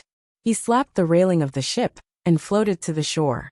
The faint sound of horses galloping came from the forest by the shore. The 5 trusted soldiers at the stern of the ship met each other's eyes and swept ashore with unswerving determination. In a moment, a group of riders galloped out of the forest and gave up their mounts to Yin Xiaoyi's group of 6. Yin Xiaoyi's preparations could not be said to be inadequate. This trip to Danzhou to lure and kill was carried out by land and water. With fine horses below, how could Fan Xian escape? The sound of horse hooves rang out. The group chasing Fan Xian disappeared into the fog on the shore. After the white-sailed official ship was hit, it began to slowly sink into the icy ocean. Bodies and debris floated everywhere on the surface of the ocean. Hong Chongqing jumped down. Fan Xian jumped down. Yin Xiaoyi and his trusted soldiers also jumped down. The 130,000 liang of silver also sank. The chase continued. A day later, in the primitive and dense forest to the north of Danzhou, behind a large tree, Fan Xian, dressed all in black, was sitting on the moss. He panted heavily, and occasionally stretched out his hand to wipe away the blood seeping out of the corner of his mouth. Then, he gently stroked the small dot on the surface of the chest in his arms. A chill rose in his heart. From his youth, he had known the sturdiness of this chest. Even the black dagger Sir Fei had given him could not leave a mark on it. Who would have thought that Yin Xiaoyi's arrow had left a mark on the chest? From this, it could be seen how powerful Yin Xiaoyi's arrow was. Presumably, those people had not expected him to directly block that arrow. A glimmer of a smile rose to the corners of Fan Xian's lips. With such a chest on him, if he didn't use it as a bulletproof vest, then he would be stupid. However, he knew that although the chest had blocked the tip of the arrow from piercing into his body, it had no way of blocking the sharp intent of the arrow and the powerful vibrations that were transmitted to him. Thus, his internal organs were injured on top of injuries, and his Jinqi was beginning to show signs of disorder. That was why he was trapped in the dense forest to the north of Danzhou by Yin Xiaoyi's pursuit group, in an area with a radius of less than 10 li. However, Fan Xian was not worried. On the contrary, a faint excitement began to rise in the depths of his heart. He forcefully suppressed his slightly panting breathing.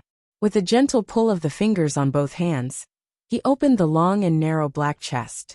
Inside the chest were simple, unadorned, and even simple-looking metal objects. Fan Xian knew that this was far from being as tyrannical and beautiful as the golden silk longbow in Yin Xiaoyi's hand. It was the most terrifying weapon in this world. He closed his eyes and rested for a moment. Then his hands began to quickly move about in the chest.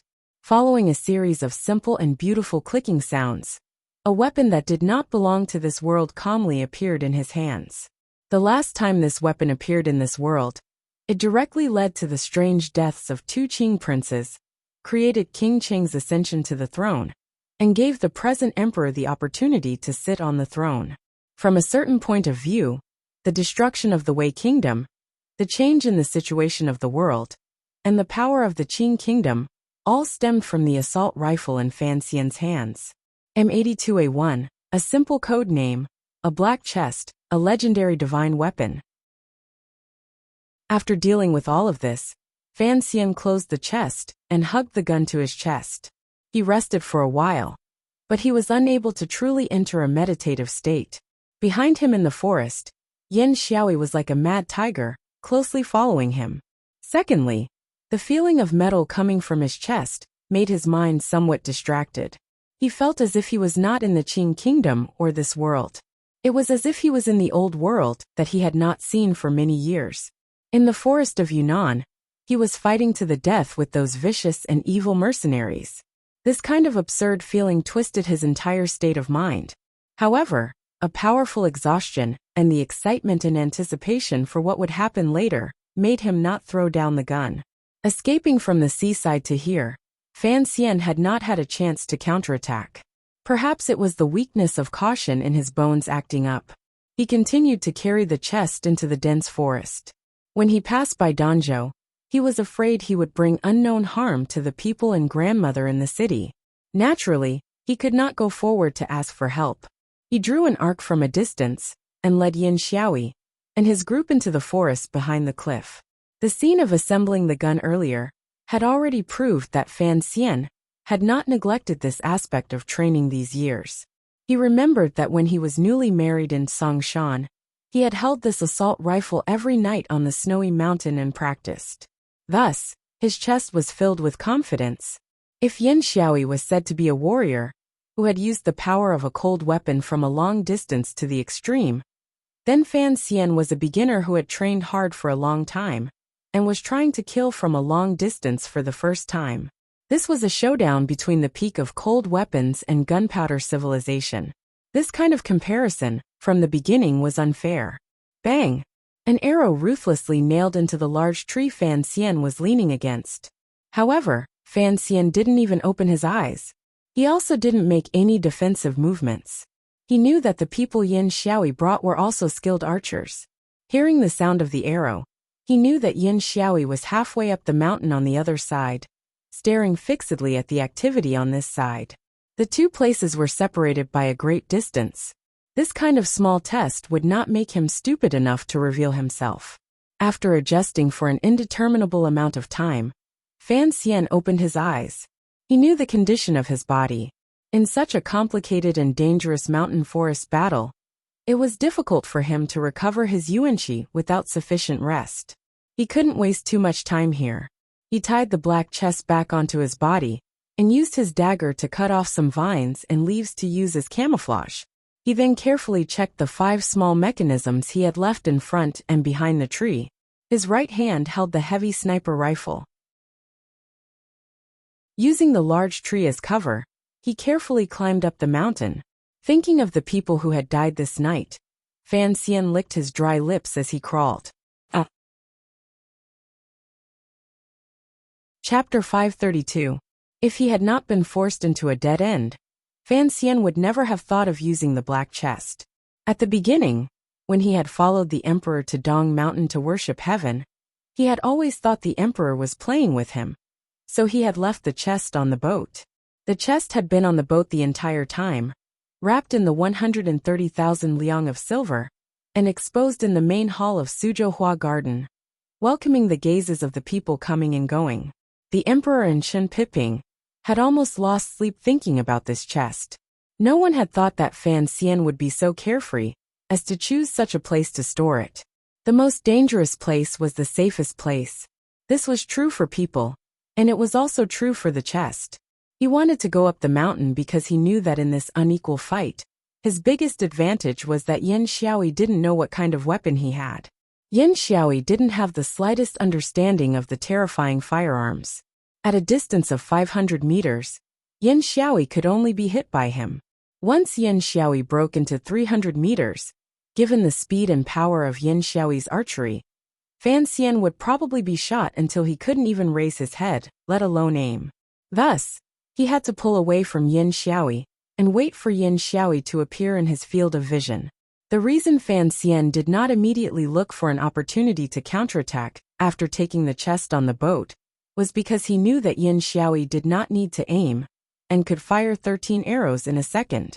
He needed to aim for a long time before he could just barely fire one shot. If he randomly shot on the shore, presumably, he would become the most useless transmigrator to die in history. The assault rifle was not so fun. This was something Uncle Wu Zhu had not forgotten to remind him when he taught him how to use a gun. The wind speed, the temperature, the refraction of light, the so-called error of a millimeter, the difference of 1,000 li, referred to these things. Fan Xian did not want to randomly aim and fire a shot, only to shoot through a tree 50 meters away from Yin Xiaoyi. If he let a powerful warrior like Yin Xiaoyi experience the threat of a bullet, and know that he had such a terrifying long-range weapon, he would certainly have a way to close in on him and greatly reduce the power of the assault rifle. Thus, Fan Xian only allowed himself to fire one shot.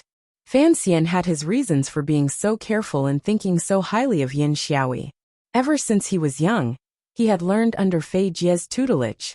Before he was 16, he had grasped the Overwatch Council's tracking, concealing, and assassination methods. Killing Xiao In on the shore of the North Sea was already proof of his strength. After entering deep into the woods to the north of Danzhou, Fan Xian set down traps along the way and eliminated his traces. Using the help of the dense woods and the steep leafy ground, he attempted to shake off Yin Xiaoyi's pursuit. However, he was unable to succeed. Yin Xiaoyi and his group always maintained a distance of about 300 meters from him. Only in the end did Fan Xian understand that Yin Xiaoyi had once been a hunter in the mountains. It seemed that he was born with a sensitive sense of smell for his prey. Since he was his prey, it would be difficult for him to shake off his pursuit. As for those traps, they were probably nothing in Yin Xiaoyi's eyes. Just as Fan Xian was quietly admiring Yin Xiaoyi on the high mountain, a few muffled groans and wretched cries came from the big tree below, where he had temporarily rested earlier. Yin Xiaoyi looked coldly at the soldier, who had been pierced to death by the wooden nails. There was no sorrow in his eyes. On the contrary, a wildfire began to burn brightly. Ever since they had abandoned their horses to the north of Danzhou and entered the mountains, 3 of his 5 trusted soldiers had died to Fan Xian's tricks and traps. The person who had died in front of him was the 4th. Having chased to this point, Yin Xiaoyi, who was a superior 9th-level ace, and close to the realm of a great grandmaster, had the same thoughts as Fan Xian. He felt some admiration for him. Yin Xiaoyi knew what kind of damage his arrow, particularly Sir Yi Liuyan's sword, had done to Fan Xian on the precipice. If Fan Xian's ability had fluctuated between the upper and lower 9th level before, then, after being heavily injured, and having experienced a night of running, Fan Xian could at most be considered an 8th-level ace. He had thought that personally taking action to kill a heavily injured Fan Xian would be an easy matter. However, such a heavily injured person was still able to lay down so many traps in the mountains. Some of the traps and mechanisms were things that even Yin Xiaoyi himself had not been able to completely discover. Thus, he had killed his subordinates and prevented him from moving forward. A rotting smell wafted through the mountain woods. No one had entered the primeval forest to the north of Danzhou, for thousands of li swamps and rocky mountains bordered each other. Ferocious beasts fought vines. Near the sea, the moist wind blew, blowing out the world's densest flora. The denser the flora, the more dangers were hidden inside.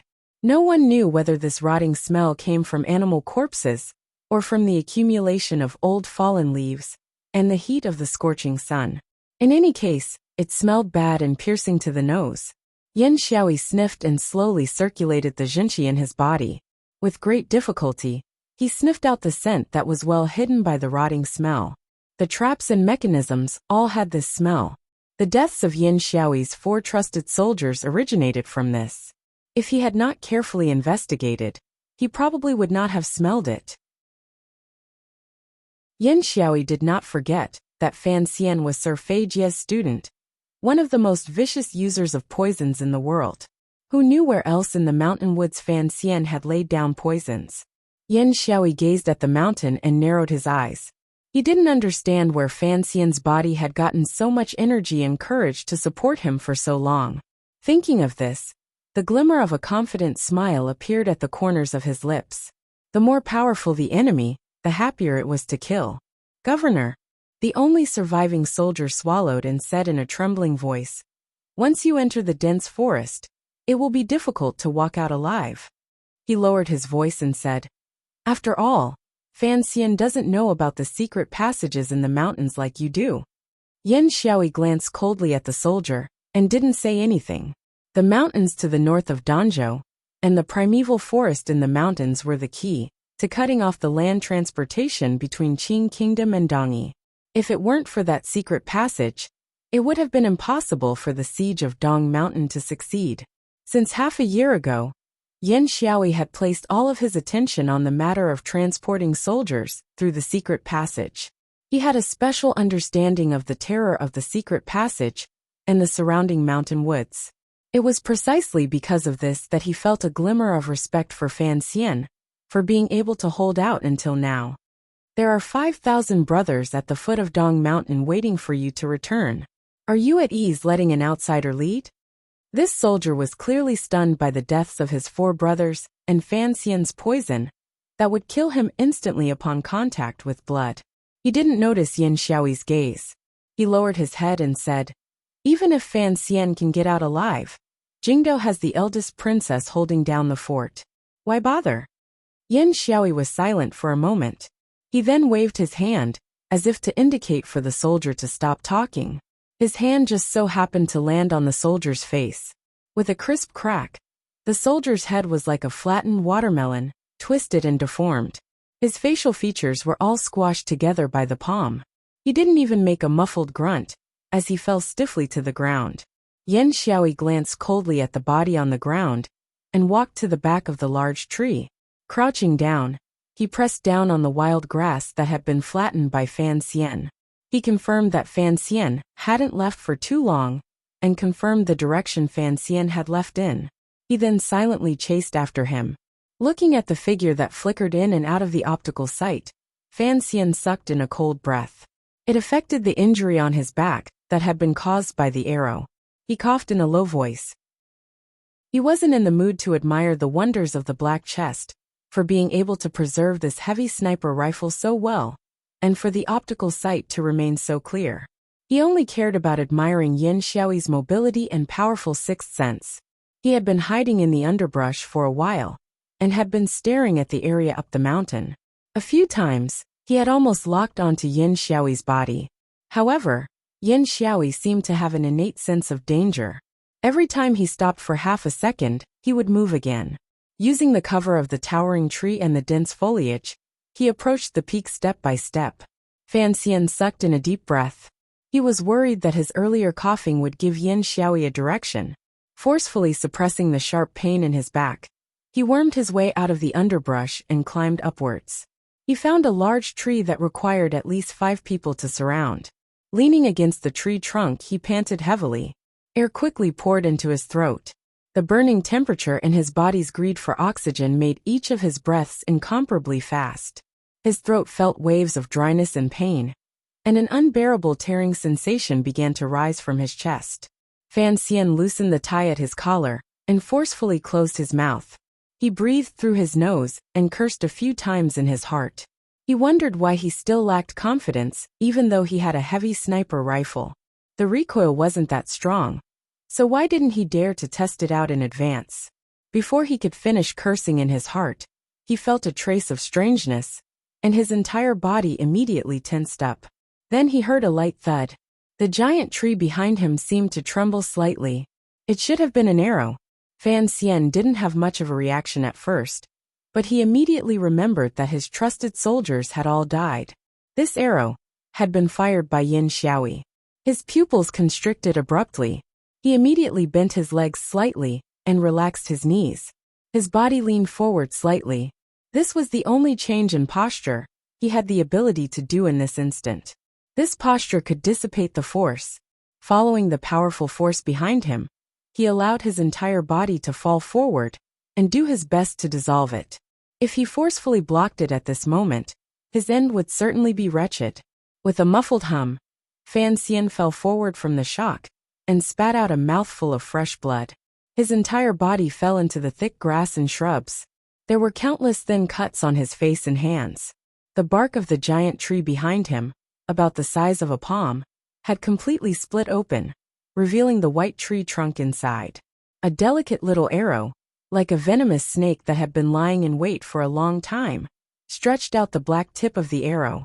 With the tip of the arrow as the center, the white tree trunk was shattered inch by the powerful zhenqi of the arrow. Fan Xian didn't have time to look at the strange scene on the tree behind him. He also didn't have time to rejoice that he hadn't put down the box on his back. He didn't even have time to wipe away the blood at the corner of his lips. He had already begun another escape. Relying on his tyrannical zhenqi to support his tired body, he ran wildly toward the top of the mountain. Yan Xiaoyi had disappeared from the scope for less than 5 seconds, and he was already within 100 feet of him. This kind of movement and terrifying movement made Fan Xian's heart go cold. A moment later, Yan Xiaoyi, dressed in light armor like a god, appeared behind this large tree. However, his body was covered in mud, and he looked wretched. Yan Xiaoyi coldly observed for a moment, and then chased after him again. However, as his feet moved, he once again unconsciously lay down in the grass. He could feel a heart-chilling danger that had almost locked onto him earlier. Yan Xiaoyi had once felt this kind of aura in the fog-filled streets of Jingdou. What confused him was that to be able to lock onto him from so far away, unless Fan Xian had already reached the realm of a great grandmaster, or was like him, and had the help of a godly bow. But he still carefully lay down in the grass. Half kneeling on the ground, Fan Xian found that the target continued to hide in a blind spot. He couldn't help but curse silently. Putting away the heavy sniper rifle, he swallowed the fishy blood that surged into his mouth and charged toward the top of the mountain. The north of Danzhou was filled with tall mountains. Probably no one knew that at the peak of the mountain, where Yin Xiaoyi and Fan Xian were shooting at each other, was a flat piece of mountainous terrain. The summit of the mountain was as flat as a grassland. Strangely, there wasn't a single large tree. There was only long grass that was knee-deep and spread out like a green carpet. The strange meadow at the top of the mountain stretched all the way to the edge of the precipice. In the grass beside the precipice, Fan Xian set up the frame and placed the black chest calmly by his side. The expression on his face had already calmed down. He knew he had no way out. Even if he carried the chest and climbed down the precipice, it was daytime. If Yin Xiaoyi raised his bow and shot down, he would only die. Furthermore, he didn't want to run anymore. A person reborn with a heavy sniper rifle was being chased by a primitive man with a bow and arrow. Furthermore, he was being chased in such a wretched manner. He felt very ashamed. If he died like this, he would certainly be laughed at by his predecessors in the underworld, particularly the one surnamed Yi. However, the optical scope still could not capture Yin Xiaoyi's figure. Cold sweat began to drip from Fan Xian's forehead. His figure was also hidden well, but the general area was already grasped by Yin Xiaoyi. There was only so much space near the precipice at the end of the meadow. Yin Xiaoyi would eventually close in on him. The closer Yin Xiaoyi was, the smaller his chances of victory would be. Yin Xiaoyi finally revealed his figure. Like an eagle, he moved along a strange path through the grass. It was clear that although he didn't know what Fan Xian had in his hands, he could clearly understand that he had something that could threaten him. Fan Xian's muzzle extended into the grass and moved endlessly to the side. However, he was still unable to lock onto the quickly moving figure. Although the other person sometimes moved forward and sometimes retreated, as if he was drawing a spiral, Fan Xian knew better than anyone else in the world that the spiral would always rise. Yin Xiaoyi was gradually closing the distance between them. 500 meters. The sweat on Fan Xian's forehead dripped faster and faster, until it gradually seeped into his eyes. 400 meters. Fan Xian gradually felt a glimmer of helplessness. It was a feeling of emptiness, after realizing everything was in his hands, was just an illusion. He had no way to kill Yin Xiaoyi with one shot. If Yin Xiaoyi came a little closer, he would certainly be able to use the arrow in his hand to turn him into a porcupine. 350 meters. If he actually allowed Yin Xiaoyi to get close, given Fan Xian's current state, he would not be able to escape from the hands of a 9th-level ace. It was not until this moment that Fan Xian finally understood the meaning of the heavy sniper rifle in his hand. It was meaningless. No matter how powerful a weapon was, it still depended on who held it in their hands. Trying to rely on a heavy sniper rifle to sweep through the world was just the nonsense of an idiot. He couldn't even kill Yin Xiaoyi, much less the strange creatures on the summit of Dong Mountain. Sweat dripped down the small cut on his face made by the grass. There was a wave of piercing pain, but Fan Xian's heart gradually calmed. He knew he couldn't let Yin Xiaoyi continue to get close to him. However, he was unable to use the scope to lock onto that fast-moving figure. At this life and death juncture, it seemed he needed some luck. Other than luck, he also needed courage and determination. Yin Xiaoyi! A loud cry came from the meadow at the top of the mountain. Fan Xian, dressed in black, suddenly stood up from the grass. He raised the sniper rifle in his hand and took aim at Yin Xiaoyi, who was not far away. This loud cry startled the ignorant creatures in the meadow. A cunning mountain rabbit began to prepare to run toward the nearest cave. A field mouse chewing on grass stopped its movements underground. Its 2 front limbs hung slightly, ready to run at any moment. Countless birds hiding in the grass began to flap their wings, preparing to fly into this dangerous place. Following this cry, in a flash, Yin Xiaoyi made a decision he would regret for the rest of his life. Perhaps it was a decision he didn't have time to regret. He stopped his body and used the fastest speed to remove the gold-threaded longbow from his back. With his feet in front and one behind, he stood steadily on the meadow. With all his strength, he pulled the bowstring to a full moon. An icy arrow aimed straight at Fan Xian, who had revealed himself. In this instant, Yin Xiaoyi saw clearly what Fan Xian held in his hand, but he didn't recognize it. Perhaps it was the Overwatch Council's most advanced crossbow? Since Fan Xian had already revealed himself, and was beginning to face him head-on with a courage he hadn't displayed for a day and night, Yin Xiaoyi gave Fan Xian this opportunity. It wasn't that Governor Yin was arrogant. He knew that if he maintained a high speed and fired at the same time, he might not be able to hurt the pretty boy who was more cunning than a rabbit, more cowardly than a field mouse, and better at running than a bird. At a distance of 300 feet, as long as he stood firm, he would be able to shoot Fan Xian to death. Even if he couldn't, he wouldn't give Fan Xian any chance to counterattack. As for the strange object in Fan Xian's hand, human psychology was like this. When it came to mysterious and unknown things, there was always a fear of the unknown. That was why Yin Xiaoyi had been so cautious earlier. After he clearly saw the thing, made of metal, he naturally thought it was a powerful weapon newly developed by the Third Bureau of the Overwatch Council. Once he knew what it was, he was naturally no longer afraid. This was especially so for an arrogant and conceited peerless expert like Yin Xiaoyi. His decades of immersion in archery and his natural talent gave him sufficient capital to be confident. He always believed that no matter how fast the enemy's crossbow bolt was, it was impossible for it to be faster than his own reaction. Even if he heard the sound of the arrow and dodged the sound of the spring, he would still be completely unharmed. Was there an arrow faster than sound in this world? Yin Xiaoyi didn't believe it, so he coldly stood his ground. Pulling back the longbow, he aimed at Fan Xian and released his finger. The arrow flew out. All of this happened in a very short moment. From Fan Xian bravely standing up from the grass to Yin Xiaoyi steadying himself, to Yin Xiaoyi releasing his fingers, it was just the blink of an eye for a normal person. Fan Xian's speed was clearly not as fast as Yin Xiaoyi's. Only when he clearly saw the arrow spin at high speed and come closer and closer to his body, did he pull the trigger forcefully.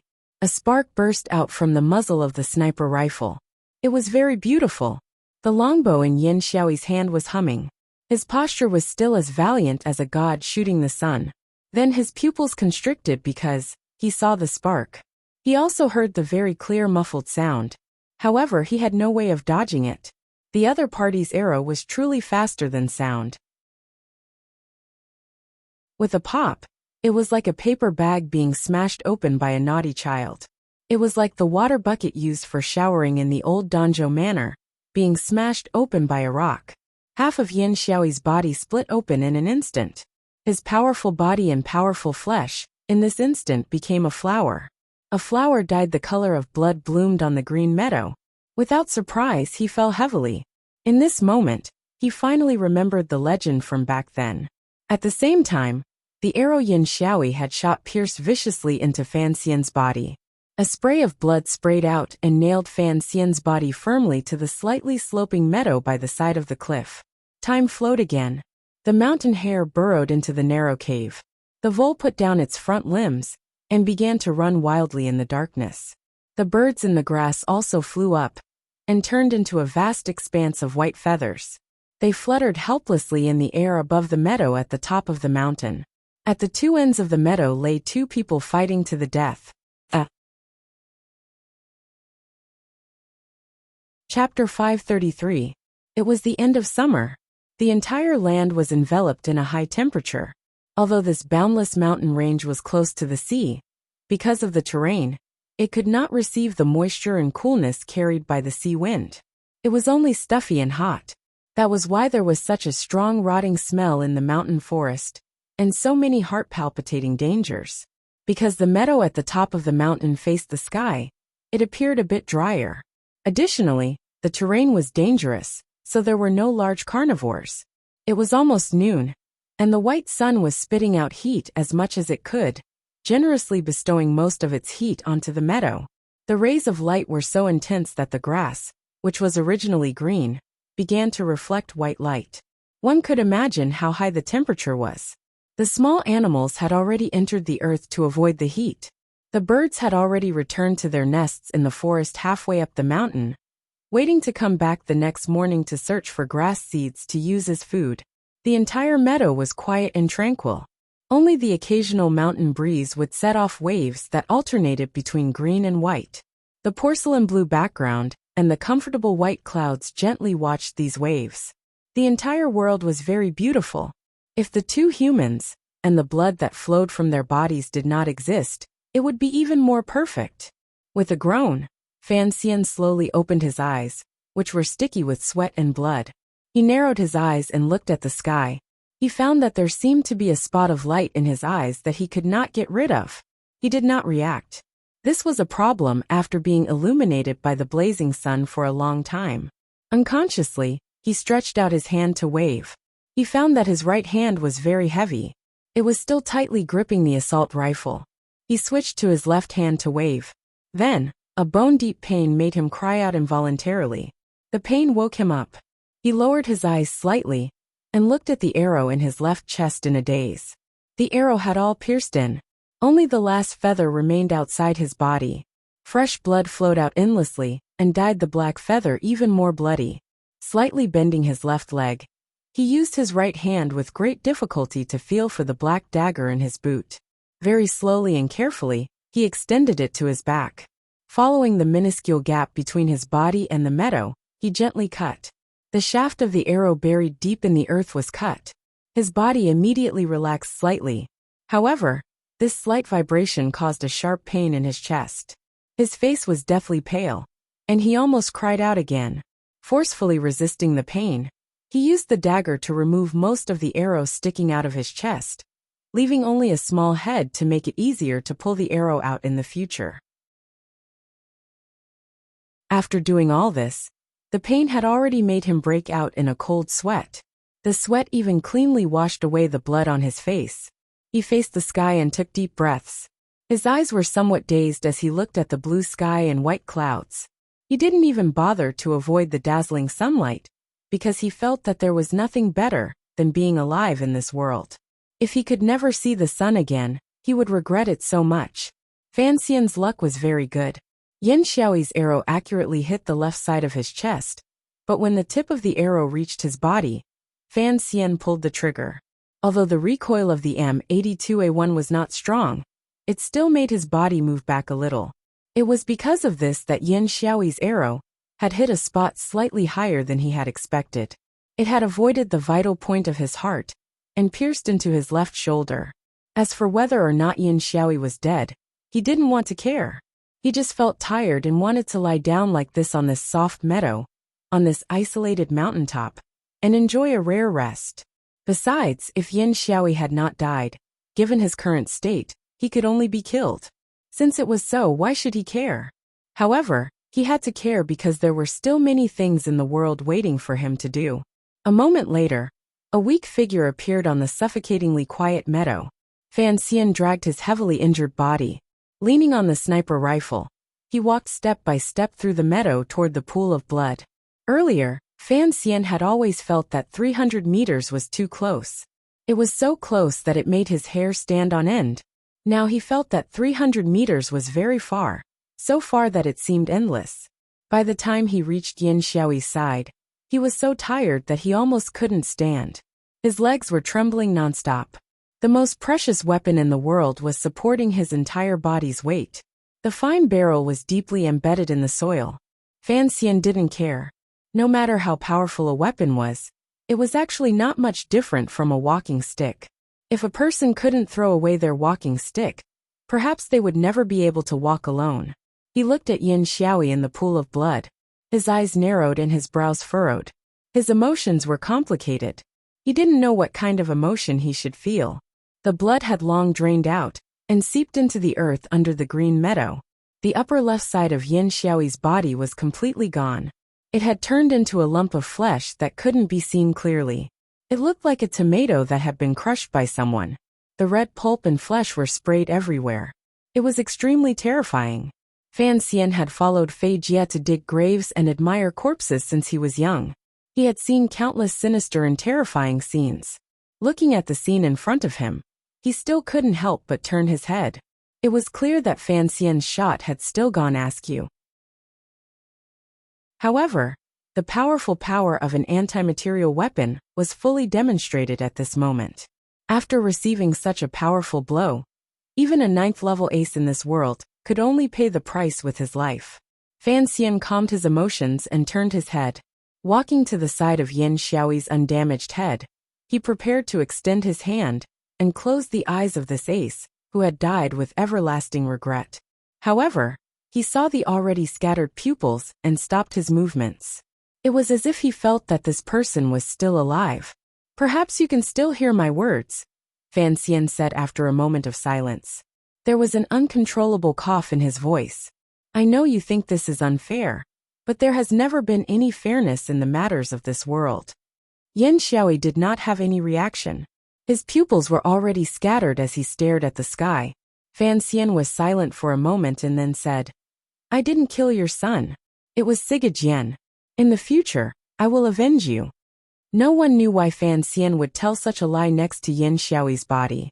In reality, his thoughts were simple.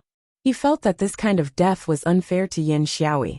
For such a gifted ace, his death was very unjust. He knew very well what a person would think before they died. For example, what Yin Xiaoyi remembered the most in his heart.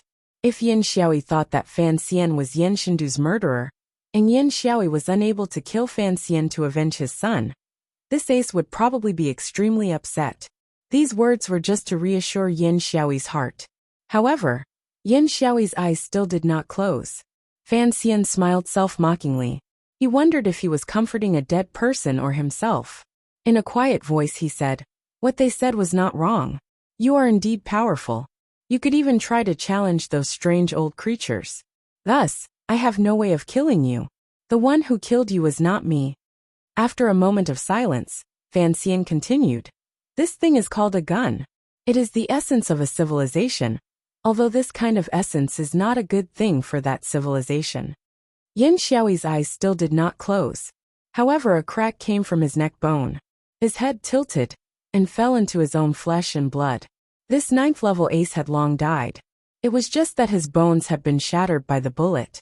At this moment, he finally could not bear the weight of his head and fell down like a falling leaf. Fan Xian paused and stared in a daze at the dead person's deathly pale and blood-smeared face. For a long time, he didn't know what to say. After a long time, he raised his head to gaze at the sky. It was as if he wanted to find some trace in the blue sky and white clouds. Those who were good at fighting would die from soldiers. Those who were good at swimming would drown.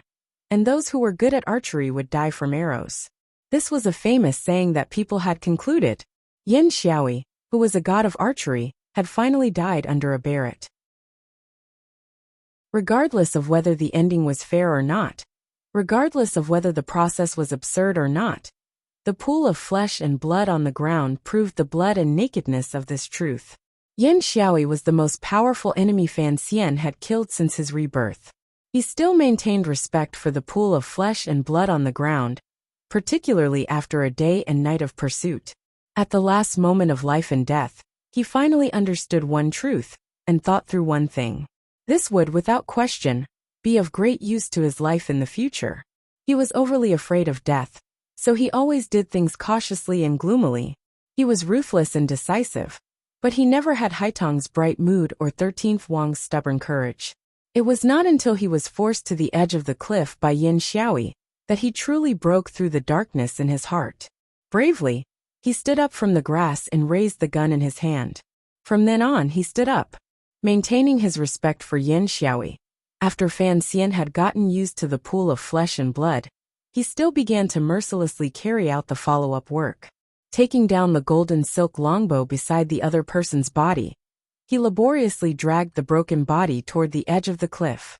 Standing at the edge of the cliff, he measured his position, and then slowly crouched down on the ground.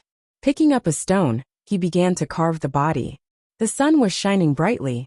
Between the blue sky, white clouds and green grass, a handsome and pale young man held a stone and hacked endlessly at the body beside him. Blood splattered everywhere. The scene looked disgusting. He pushed the half of Yin Xiaoyi's body and the stone off the cliff. For a long time, there was still no reply. After doing all this, he was unbearably tired. The sharp pain in his chest made it difficult for him to stand. Wretchedly, he sat down on the ground. His head was a little dizzy. He knew that he had to rest and treat his injuries. The flesh and internal organs that remained in the underbrush would be digested by the creatures in this primitive forest in just a few days. And he still had to eliminate the traces left behind by the sniper rifle. He coughed, making the little arrow piercing his heart tremble slightly. A heart-wrenching pain spread out and made him involuntarily give a muffled grunt. It was not at the same time. On the summit of Dong Mountain, far away from the wondrous meadow on the summit, the Qing emperor, who was trapped in the Qing temple, looked through the window at the warm morning light outside in a daze. "I wonder if the child will be able to safely return to Jingdo," he said slowly. This was probably the first time the Qing emperor had shown such gentleness toward Fan Xian in front of outsiders. Eunuch Hong smiled slightly. His deep wrinkles were filled with calmness. It was as if there were no 5,000 powerful rebel soldiers at the foot of the mountain, or a great grandmaster, wearing a straw hat slowly walking up the stairway to heaven. Sir Fan Jr. is a genius. There are no extraordinary figures outside of Dong Mountain, Eunuch Hong said warmly. It shouldn't be difficult on the road. What is important is after he returns to the capital. The matters in Jingdo are not difficult to deal with. The Qing emperor smiled slightly. I like this child more and more. This time, I will see him again. Eunuch Hong sighed in his heart. Since he liked him, why continue to doubt and tempt him? How different was this from what he had done to the second prince in the past? The emperor stopped talking about the illegitimate child who had escaped. Turning to look at Eunuch Hong, he calmly said, "This time, I will be relying on you." Eunuch Hong's body remained bent. After a moment of silence, he slowly said, "I am a servant of the Qing kingdom. Since the founding of the country, I have always hoped that the Qing court could unify the world. It is my good fortune to be able to serve the emperor." This was not an expression of loyalty. There was no need for such superfluous words between the emperor and an old eunuch. Even now, with the army surrounding the mountain, Eunuch Hong still spoke slowly. It was as if he urgently wanted to tell his thoughts to the emperor. The emperor looked calmly at Hong Xiang. The expression on his face gradually became serious. A moment later, he raised his hands in a salute and bowed toward Eunuch Hong. Given the emperor's supreme status, bowing to a eunuch was an unimaginable sight. However, Hong Xiang was unmoved. He calmly and even coldly accepted the bow. The emperor straightened his body. A determined expression rose to his face. "What I promised to you, to Qing Kingdom, to the world. In the future, I will let you see." The sky had long brightened. The thick fog had long dissipated. The rebel army camp was on a small slope behind a few rows of trees at the foot of Dong Mountain. The black-clothed commander of the rebel army calmly watched the activity outside the mountain gate. His calm gaze was filled with peace. There was not a glimmer of excitement. "No more attacks. It's useless." The black-clothed commander spoke calmly to the people beside him, as if he was talking about a trivial family matter.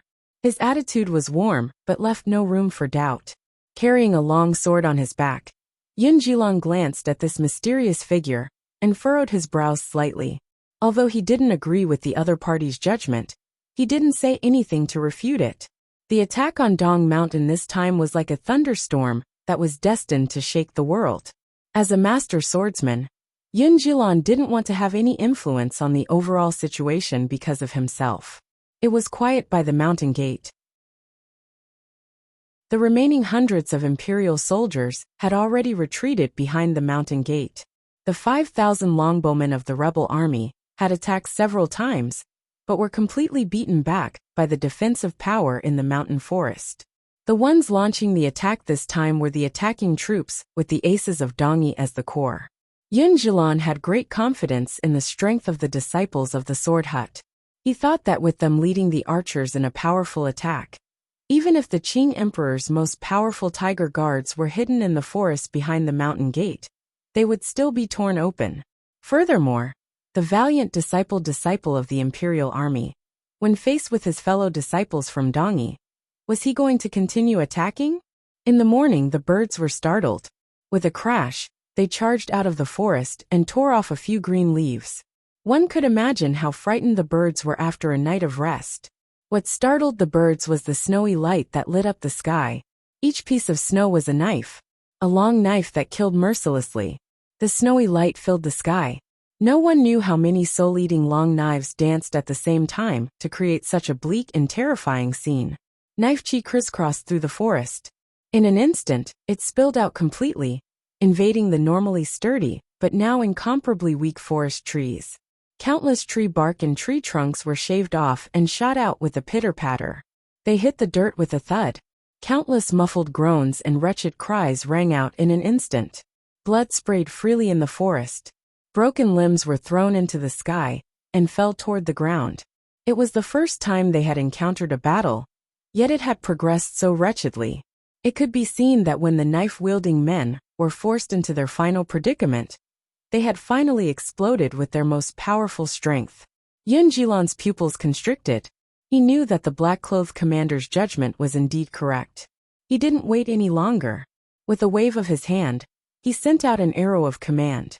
The aces of Dongyi led the remaining rebel soldiers, and barely managed to retreat out of the forest in defeat. Looking at the situation, it would be more appropriate to call it a rout. In just a few breaths of time, the rebel soldiers attacking the mountain gate had suffered 70% of their casualties. Even the aces of Dongyi had lost 5 people. Yun Jilan's heart ached. He didn't know what to say. Dongyi did not have large numbers of soldiers like the Qing Kingdom and Northern Qi. Their most powerful force was the group of swordsmen raised by the sword hut. Even if only 5 people had died, it was still a heavy blow.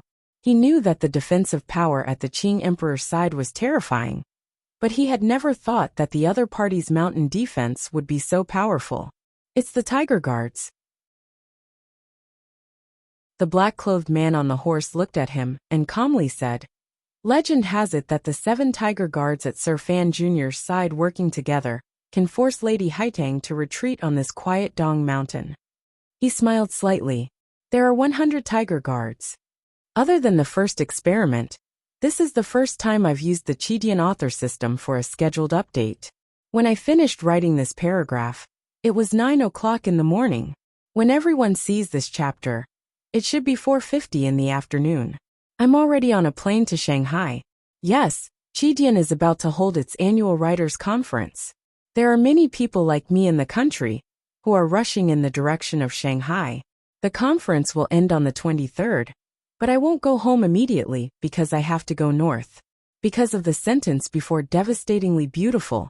Until the middle of July, my life will be on the road. The reason I didn't ask everyone for leave earlier is because I don't need to ask for leave. Ha ha ha ha. I used my monthly vote bonus to buy a book. I will keep updating. If I can't, I will definitely let everyone know ahead of time. However, because of the interference of many matters on the road, I don't dare to keep a stable time for updates. I ask for everyone's forgiveness for this. I was very satisfied with yesterday's chapter. It's not that I'm narcissistic. It's just that my ability and the effect I wrote were very consistent. Is there a problem? It's really nothing because there has never been an omniscient and omnipotent person in this world. I'm just a pitiful person writing. Rationality is not the key. It's more important to be self-consistent. It's basically impossible to write a novel every day without making mistakes. So, in this area, I've always been very good at forgiving myself. I'm a person who treats myself very generously and treats others very generously. Of course, Fan Xian is the hometown wish, but I'm not. I'm a good person. Amitba. Just like the introduction in Ju said. Of course, this is a YY novel. It's just a YY novel. Everyone reads it happily or passionately. I can pass some of my leisure time after work. That is the source of my sense of accomplishment. Chapter 534. The Great Dong Mountain was the most beautiful and strange mountain peak in the world. It faced the sea and had its back to the land. In front of it was a smooth jade-like cliff. Behind it was a green mountain forest nourished by fertile land. In people's rational thinking, it was impossible for anyone to go up or down from that smooth cliff. However, this record had been broken by the Qing commissioner the night before. The front of Dong Mountain was still dangerous. Other than a long set of stone steps that rose steeply into the clouds, there was no other path. If they wanted to forcefully attack, they could only follow this path. The narrowest place was often a place where one man held the pass and 10,000 could not pass. It could truly be said to be a dangerous place that was easy to defend and difficult to attack. The reason the rebel army had chosen to surround Dong Mountain was because they were thinking in reverse. Since the mountain was difficult to go up, if the army surrounded the mountain, it would also be difficult for the people on the mountain to come down. Up until now, the rebel army's control of the situation was very good. The Qing emperor's side had tried to break through the encirclement a number of times, but they had ruthlessly and mercilessly beaten them back. After beating them back to the mountain gate, the key points at the foot of Dong Mountain were all controlled by the rebel army. The rebel army had not thought that although they had surrounded it, they would not be able to take even half a step up the mountain. There were 100 tiger guards on Dong Mountain. If one were to do a simple math problem, it would take at least 14 haitangs to be able to face these powerful Qing emperor guards head-on. In reality, there was only one haitang in the entire world. Furthermore, beside the tiger guards was 13th Wang, who had some of the bravery and heroism in his stupidity that had long ceased to exist in this world. With such a powerful force of guards and the strange terrain of Dong Mountain, even if the rebel army elites had successfully surrounded the mountain, it would still be as difficult as climbing to the sky to forcefully attack and reach the top. It was just like the name of the long stone path, the stairway to heaven. If one wished to ascend to heaven, how could mortals do it? Thus, the commander of the rebel army, shrouded in black, decisively gave the order to pause all attacks. He only continued to strengthen the patrols and lockdowns around the foot of the mountain. After giving this order, he turned around and gently patted the back of his horse. Calmly, he said to Yun Jilan beside him, "At such a grand moment in history, people like you and me sometimes only have the right to be quiet spectators." This was an era where martial arts flourished. It was an era where the individual's strength was almost at the level of the heaven realm. 30 years ago, there had never been a great grandmaster in the world. It was only after the great grandmasters appeared that people realized that individual strength could be so powerful. Because of their strength, these great grandmasters could influence the world. It was also because of this that these great grandmasters often lived in seclusion. They were afraid that their words and actions would bring turmoil to the world and affect the lives and deaths of the people they wanted to protect. This place was the mysterious and beautiful Dong Mountain. At the summit was the Qing emperor. It seemed that only a great grandmaster had the right to act. Once a great grandmaster made a move, those valiant generals who dominated a region, and those great swordsmen who dominated the world would naturally retreat to the back. Their brilliance would be completely suppressed, like a piece of coal that could not emit light. They could only hope to be qualified to witness history. Just like this moment, the long stone steps seemed to have no end. Very high up, one could faintly see the mountain mist drifting. A person wearing hemp clothing and a straw hat stood calmly on the first step of the stone steps at the foot of Dong Mountain. The stone steps were covered in blood. Some were dried and some were fresh. They carried all kinds of unpleasant smells. Who knew how many imperial soldiers and rebel soldiers had paid with their lives here for every inch of gain or loss? However, the person only stood calmly. It was as if he was not stepping on blood steps but white clouds. The mountain wind picked up. The person's figure was faintly discernible and lofty like an immortal. It was as if he wanted to ride the clouds up 3,000 feet. He didn't want to go to the heavenly palace. Instead, he wanted to go to the temple at the summit. When the person wearing the straw hat appeared on the first step, the two armies inside and outside the mountain fell silent at the same time. There wasn't even a cry of surprise. It was as if they were afraid of offending this figure. The black-clothed man and Yun Jilan, who had been sitting on their horses the entire time, quietly dismounted. They bowed slightly toward the back of the ordinary hemp-clothed figure to show respect. They knew that this figure had already come to the foot of the mountain last night, but they didn't know how he had appeared in front of them. However, they didn't need to be surprised. For such a person to appear in this world, was the most inexplicable thing to begin with. The rebel soldiers did not make any more movements. After a moment of silence, the Tiger Guards, Imperial soldiers, and Overwatch Council in the forest seemed to become flustered and helpless. No matter how loyal they were to the Emperor and their country, they had never thought of directly opposing this person, particularly the people of the Qin Kingdom. They had always seen this exceptional master, who liked to ride boats on the ocean, as the protector of the Qin Kingdom. However, this god was going to ascend the mountain in defiance of the Emperor's edict. Everyone knew what his goal was. The Tiger Guards became nervous. The swordsmen of the 6th Bureau of the Overwatch Council felt their mouths go dry. The Imperial soldiers were so shocked that they almost lost their grip on the weapons in their hands. To fight with a god was already beyond most people's imagination and mental limits. Furthermore, they knew that although the opponent was only one person, he was more terrifying than thousands of soldiers and horses. Even if he did not have a sword in his hand, Yi Luyan, wearing the straw hat, did not have a sword in his hand. No one knew if there was a sword in his heart. Last night, his sword had already pierced through the sometimes calm and sometimes angry ocean at the foot of Dong Mountain. It had pierced through layers of white waves, flattened a reef, and injured Fan Xian's heart meridian. In the end, it had pierced with unstoppable killing into the rock wall that was harder than metal and stone. The entire sword had disappeared, leaving only a slightly protruding hilt in the rock wall. However, everyone under heaven knew that Great Grandmaster Yi Luyan was even more terrifying without a sword in his hand. In those legends, Yi Luyan resolutely abandoned his sword because of an unknown story. He comprehended flowing cloud hands in the clouds and entered the realm of a great grandmaster. Yi Luyan had already stepped onto the second stone step. Finally, the Tiger Guards hidden in the forest behind the mountain gate reacted. The first thing to welcome this great grandmaster up the mountain was the shrill and powerful rain of crossbow bolts.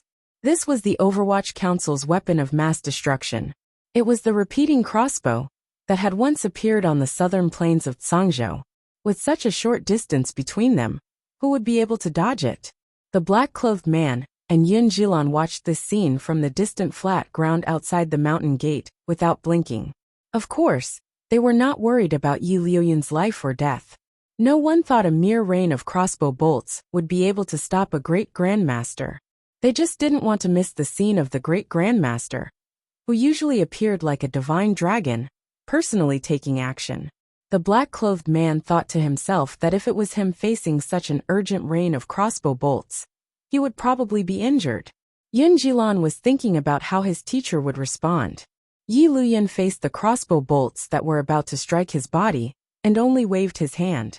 This wave was like a mountain pine chasing the clouds, unwilling to have its beautiful appearance covered by the white fog. This wave was like a drop of rain piercing through the clouds, unwilling to have the black clouds cut off its chance to get close to the earth. The strangest feeling this wave gave everyone watching was that it was natural, gentle, determined and fast. Two completely opposite attributes fused perfectly and vividly with this simple wave of his hand. Where the hand landed, the crossbow bolts gently fell to the ground. The crossbow bolts that shot out at high speed met that hand like clouds flying strangely slowly. They were slowly plucked off one by that hand, and then thrown into the dust. The black-clothed man's heart chilled. In a quiet voice he said, "I can't see his hand clearly." Yin Jilan was silent. He had wanted to see which realm was higher between this Qing Kingdom great grandmaster and his teacher. Unexpectedly, he didn't understand anything. Given his and the mysterious black-clothed man's eyesight, they only understood one thing. The gentle Luyan released his hand so quickly that it could be used gently. Yet, no one was able to catch the trajectory of the fingertips. Not just fast. The man in black muttered to himself, "The cloud is in existence with the most shapes, so his hands are gentle yet terrifying." In Suzhou, in Baiwa brothel, Yi Luyan had once used a pair of chopsticks to swat away Fan Xian's crossbow bolts, like he was swatting away mosquitoes. Now at the foot of the Great Dong Mountain Gate, his wave of one hand was even more ingenious. He walked up another step. The light of the knife shone brightly, In June, the stone path of Dong Mountain was like flying snow. The power of the snow headed straight for the straw hat. Countless tiger guards summoned their courage in this instant, because of the responsibility and fear in their hearts, and chose to attack at the same time. The long knives danced in the air. The power of the knife was enough to break the sky.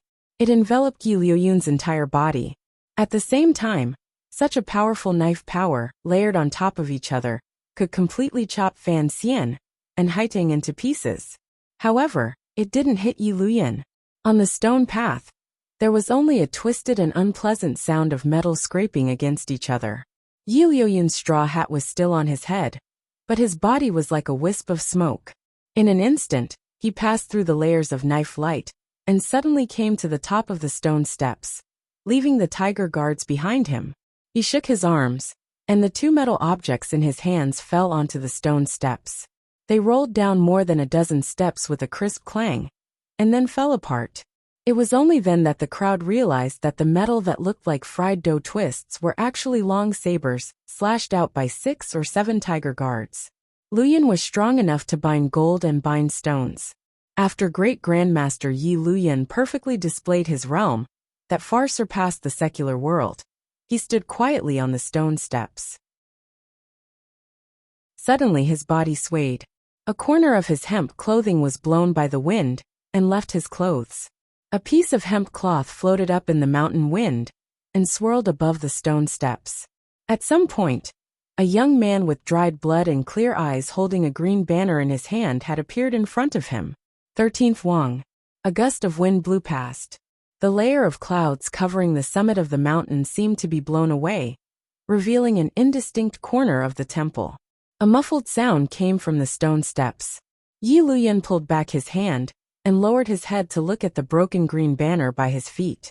A glimmer of confusion, and a smile flashed through his calm eyes. He then coughed. 13th Wang was still flying in the air. Fresh blood sprayed out habitually. His body drew a long arc as he fell dejectedly into the forest, smashing heavily into a large tree far to the right of the stone steps. Even a 9th-level ace was not a match for a great grandmaster. Yi Liuyan coughed. A glimmer of worry flashed through the black-clothed man's eyes. He knew that after Yi Liuyan had seemingly defeated the tiger guards and the powerful young 9th-level ace, he was still affected. He knew that given the great grandmaster's realm, he should not be injured. However, Yi Liuyan had purposely left some leeway in his 3 attacks. Faced with the Qing Emperor's subordinates and aces whose eyes were red with fear and anger, there would always be some problems. The great grandmasters were the people closest to gods. After all, they were not gods. They had their own countries, particularly Yi Liuyan. Even though he had come to commit regicide for his family, he was still so gentle that he would not harm the people of the Qing kingdom. Then, he saw the piece of hemp cloth on the great grandmaster's robe gently float down and land in front of him. His steed was curious and went to sniff it.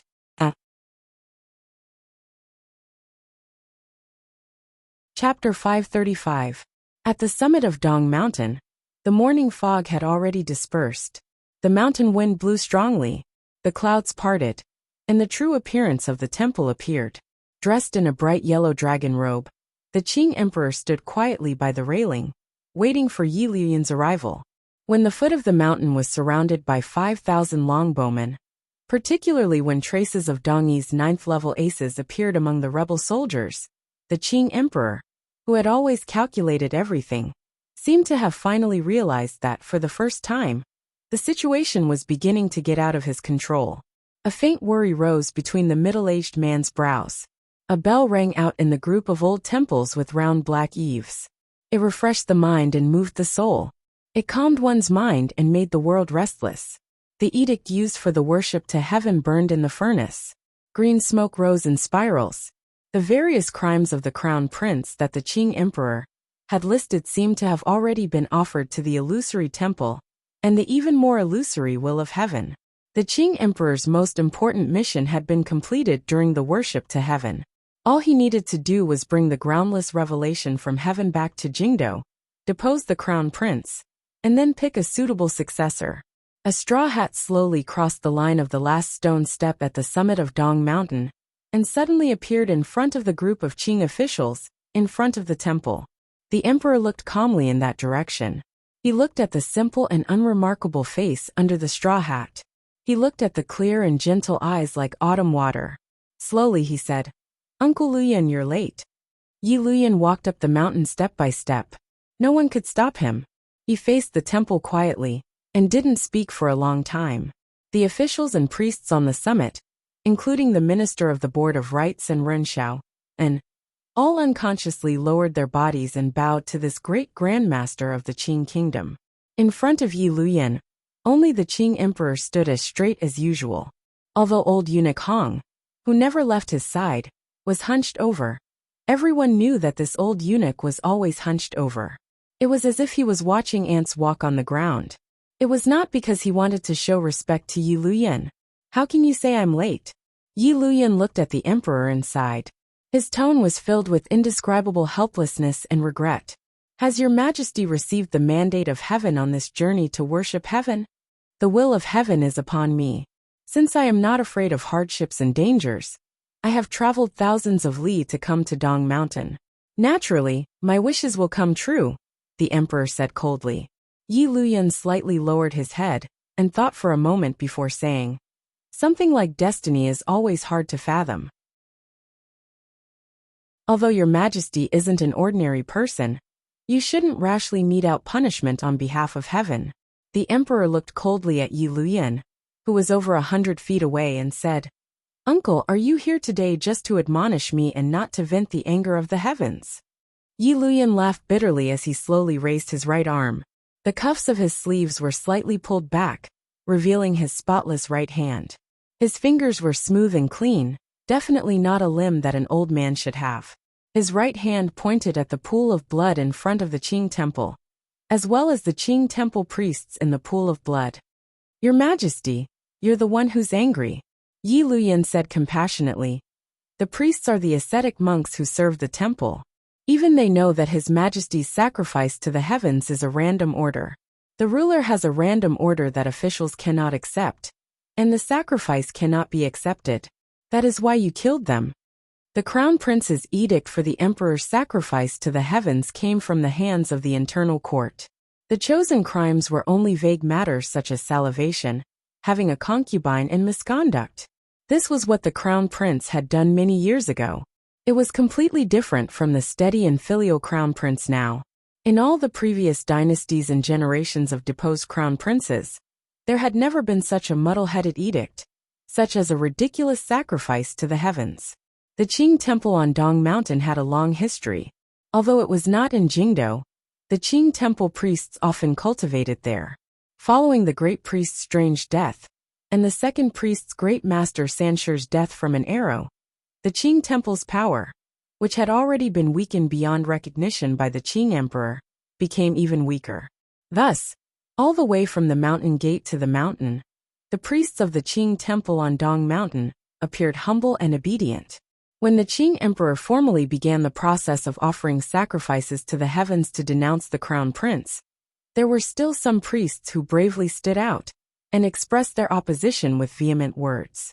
They also solemnly pointed out that the Qing temple would never become a sharp blade in the hands of an incapable emperor. The court's secret encroachment on the Qing temple and the deaths of the two leading priests made the priests of the Qing temple on Dong Mountain feel boundless anger. The arrival of the rebel army at the foot of the mountain gave these people boundless courage. Thus, these priests became a few corpses in front of the Black Eve's temple. Their courage became a puddle of blood that attracted flies. When someone disobeyed the emperor's edict, he was never afraid to kill them, even if they were the priests on Dong Mountain. The only people the Qing emperor didn't dare kill were those he temporarily couldn't, such as Yi Luyan. The emperor calmly watched Yi Luyan by the stone steps and said, "Uncle, you are not a foolish commoner. You know that these priests are only mortals. Even if I kill them, what does that have to do with the will of heaven?" Yi Luyan furrowed his brows slightly and said, "Even if the priests are mortals, this temple is not ordinary. Presumably, your majesty knows better than me. When you kill people at the front door of the temple, and the blood flows into the steps, are you not worried about heaven's wrath?" The emperor's expression was indifferent. He placed his hands behind his back. A moment later he said each word clearly. You and I live in this world. But it is not the end of heaven. Thus in my life, I have never respected ghosts or gods. I only respect you, uncle. Yi Luyan was silent and speechless. The emperor turned his body and calmly looked at the black eaves of the temple. The old tiles on the eaves shone with a solemn luster under the morning sun. Thus, I have invited an old friend to meet you. There were not many people in this world who had the right to be called Yi Luyan's old friend by the Qing emperor. There were only a handful of them. When the bell of the Qing temple rang out again, and the wooden door to the side courtyard creaked open, a gust of mountain wind swept past the summit. Wu Zhu, with a piece of black cloth tied around his neck, walked out from inside the door. Yi Luyan only smiled. Of course, there was an additional hint of emotion and bitterness in his smile. It has been many years since we parted in Danzhou. I haven't heard news of you for over 2 years.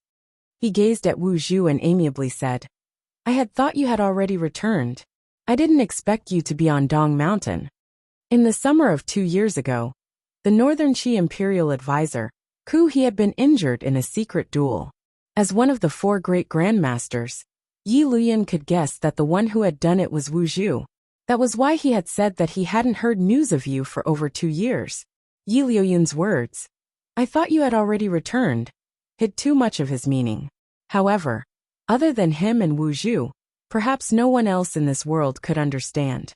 Fan Xian was far away on the cliff in Danzhou, and did not hear the conversation at the bottom of the cliff. Wu Zhu as usual was neat and tidy.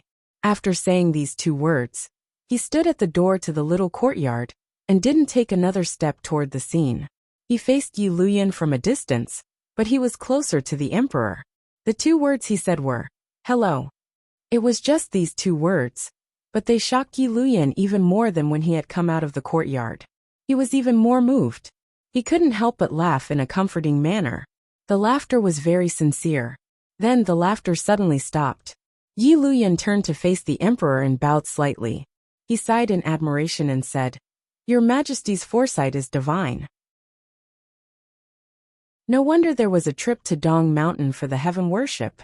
Even this strange creature was dug out by you. Even if I didn't want to admire you, I had no choice. Hearing these words, the emperor's expression did not change at all. On the contrary, the corners of his brows twitched a little.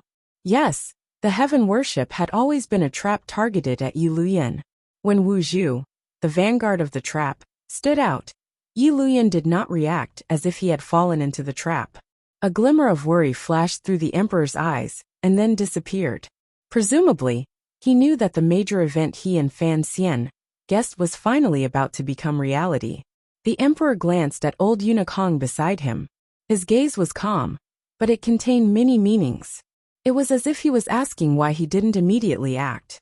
Given the great grandmaster's realm, even if it was 2 against 1, if they couldn't seize the moment earlier when Yi Luyan's guard had loosened because of Wu Zhu's mysterious appearance, it would still be a difficult task to kill Yi Luyan on the mountain.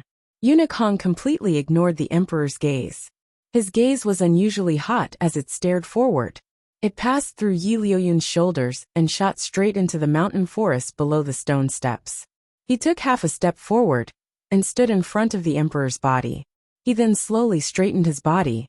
Eunuch Hong, who seemed to have been bent over his entire life, suddenly straightened his body. It was this simple change in action. An indescribable aura began to surge into his body and spread out with unusual majesty toward the summit of the mountain. Everyone knew that Eunuch Hong's body had not grown larger. In this instant, everyone had the illusion that Eunuch Hong had become an undefeatable god. His entire body gave off a piercing light that completely covered the Qing emperor behind him. The strength of this wave of Jinqi had even faintly surpassed the limits of what a mortal's physical body could contain. It was extremely tyrannical. The endless falling trees rustled down, and the endless great river surged forth. This was the first poem Fan Xian had copied in Jingdou. Regardless of whether the characters for the great river were appropriate or not, this poem had already spread throughout the world. The people who were lucky or unlucky to be on Dong Mountain all thought of the first half of this poem in an instant. This was because they sensed a surge of sword chi that soared into the sky, wreaking havoc in the forest below the stone steps. Even the distant mountain peaks were invaded by this extremely fierce sword chi. The green trees began to shed their leaves for no reason, and the fallen leaves formed a green pile. Yi Luyan looked at Eunuch Hong and said, "You are a beautiful person. How can you be a slave?" Eunuch Hong's silver-white hair floated in the wind. In a raspy voice he said, "Great grandmasters are all slaves. I am the emperor's slave. You are also nothing more than slaves of this world. What is the difference?"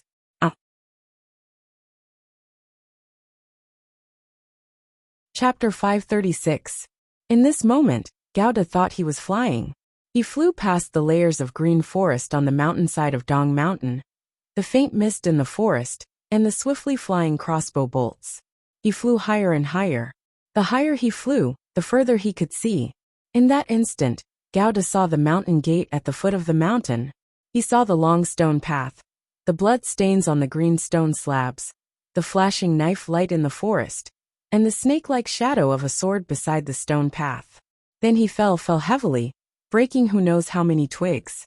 He hit the wet ground of the forest with a thud, and almost fell off the steep mountain bank. Gauda gave a muffled grunt, and used the junqi in his body to forcefully resist this attack. His entire body bounced up like a spring. His hands gripped the hilt of the long knife tightly. Raising his foot, he prepared to charge toward the stone path of death again. Then with one movement, he felt all the bones in his body shatter at the same time. A muffled grunt came from his nose. The pain was unbearable. At the same time, 2 streams of blood seeped out of his nose. Gauda's legs weakened. He unconsciously turned his hand and stabbed the long knife into the ground beside him to support his body. Unexpectedly, the moment the tip of the knife touched the muddy ground, it shattered into countless pieces of metal in an instant. Amidst the crisp clanging sounds, Gauda fell wretchedly into the muddy ground in the forest. Beside him were pieces of the knife. In his hand, he held the pitiful remnants of the knife hilt. His eyes were filled with shock and terror. He had been sent flying by a person and a sword. As Fan Xian's personal guard, Gauda had the strength of an 8th-level martial artist. Back in the Northern Qi Palace, he had forced back the enemy with one strike. How impressive was that? Even among the tiger guards of the palace, he was one of the few aces. Unexpectedly, he had been sent flying by a sword like he was swatting a mosquito. Gauda's gaze was complicated as he looked at the sword light on the distant stone path. His heart darkened. This time, Fan Xian had brought 7 of the tiger guards to Danzhou. Unexpectedly, they had been brought to Dong Mountain by the emperor. Then they encountered the assassination attempt. As a tiger guard, their first duty was to protect the emperor's safety. Although Gauda didn't know that Sir Fan Jr. had already quietly slipped down the cliff, he still led the other 6 tiger guards and joined the group of palace guards. They began to carry out the most merciless killing on this precipitous stone path. 100 tiger guards guarded a mountain path. Logically speaking, there were no aces in the world who could break through and ascend the mountain. However, in this world, there were always a few existences that did not abide by logic. For example, the great grandmaster of the Qing kingdom, Yi Luyan, who had turned into a flowing cloud and passed by, or the person holding a sword in his hand and killing gods on the stone path. His sword intent had already reached a peak. Gauda swallowed the sweet saliva in his mouth and forcefully calmed his breathing. As he listened to the sounds on the stone path grow softer and softer, he knew that his brothers had probably already died at the hands of that great grandmaster. The most basic requirement to be a tiger guard was loyalty to the emperor. Even though they knew that they were facing the strongest power in the world, they still resolutely stood on the stone path and stood in front of the emperor. Their blood splashed and their chests were cut open. They risked their lives and did not take a single step back.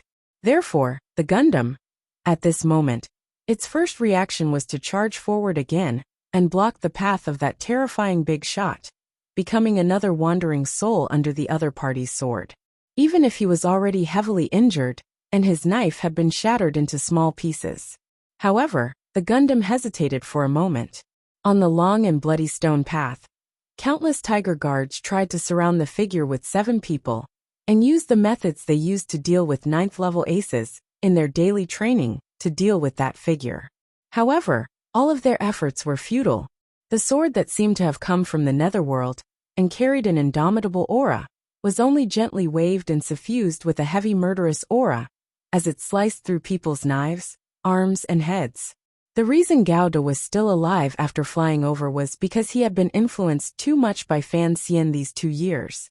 Involuntarily, his murderous long knife carried the dark imprint of Fan Xian's little tricks.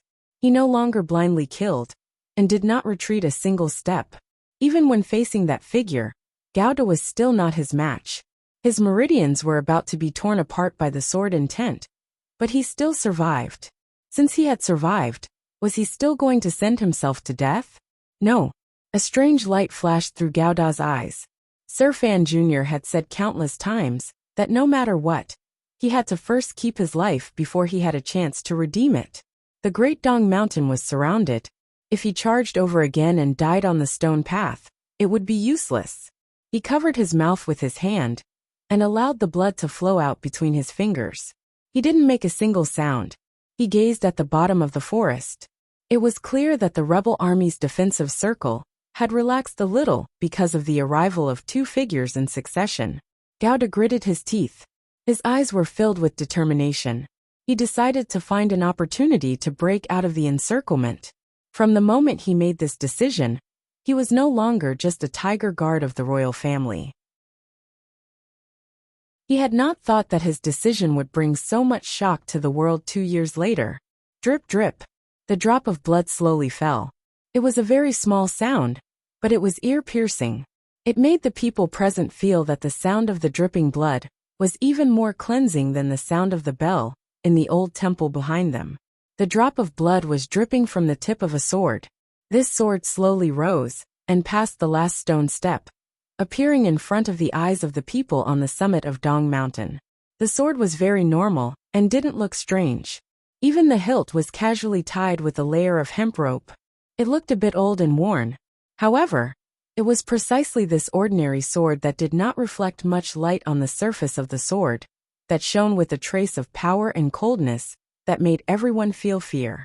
Especially when the blood on the sword slowly gathered at the tip of the sword, and then slowly fell down.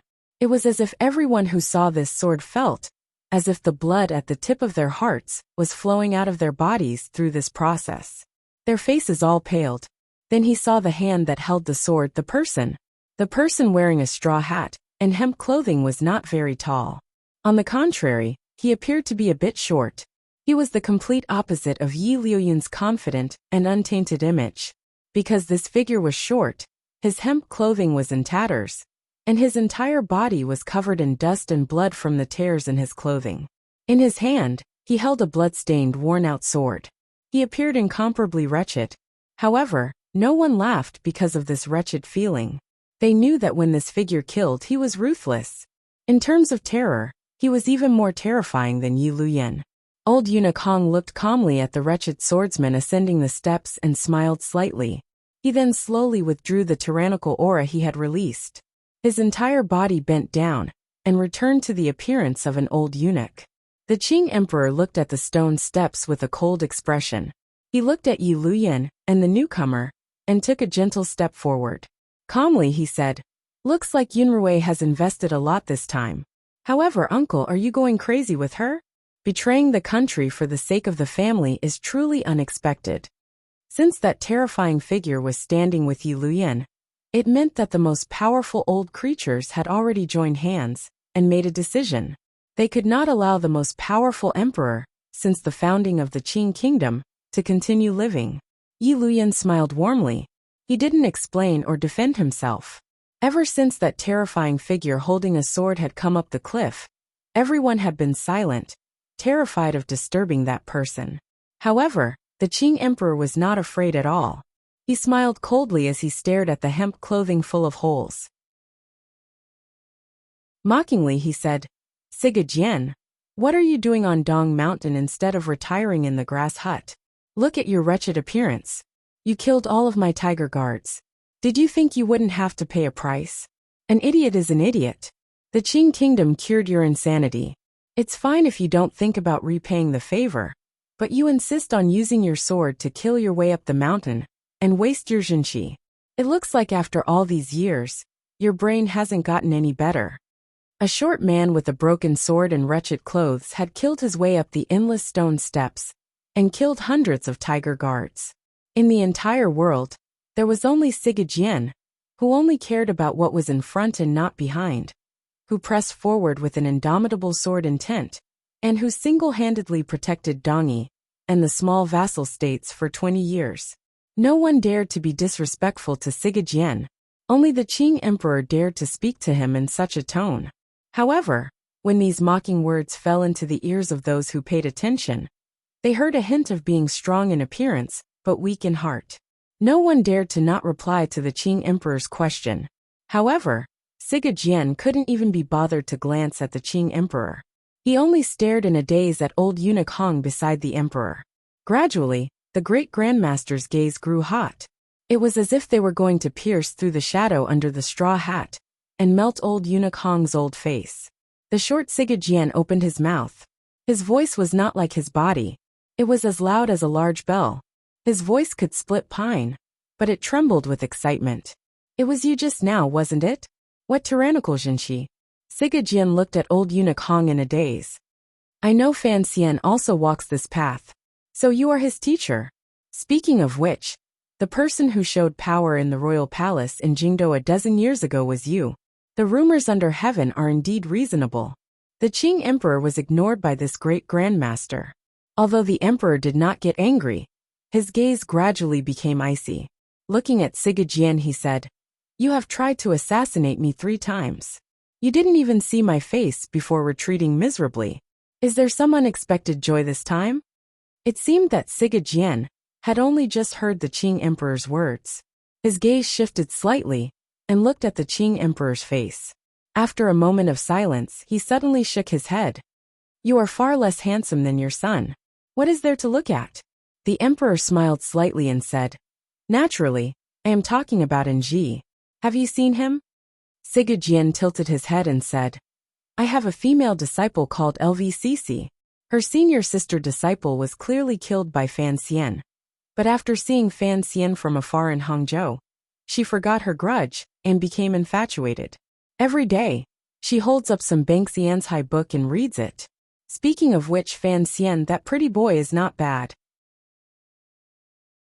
The sea breeze blew gently through the summit of the mountain.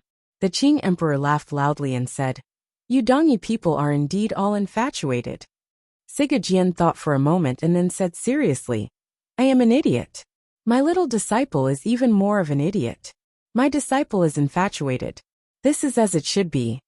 Then, this seemingly idiotic great grandmaster suddenly looked at the Qing emperor and said, When it comes to governing and fighting, I am not as good as you. There are not many in the world who are more powerful than you. Thus, I must respect you. I hope you don't mind my rudeness just now. Sir is too polite. The emperor seemed to be intoxicated and bowed slightly. Then, the emperor and Sigurd laughed loudly at the same time. Even the increasingly strong sea breeze could not stop the sound of the laughter from spreading. Sigurd's laughter was naturally imbued with extremely pure Jinqi, so it broke through the wind without any hindrance.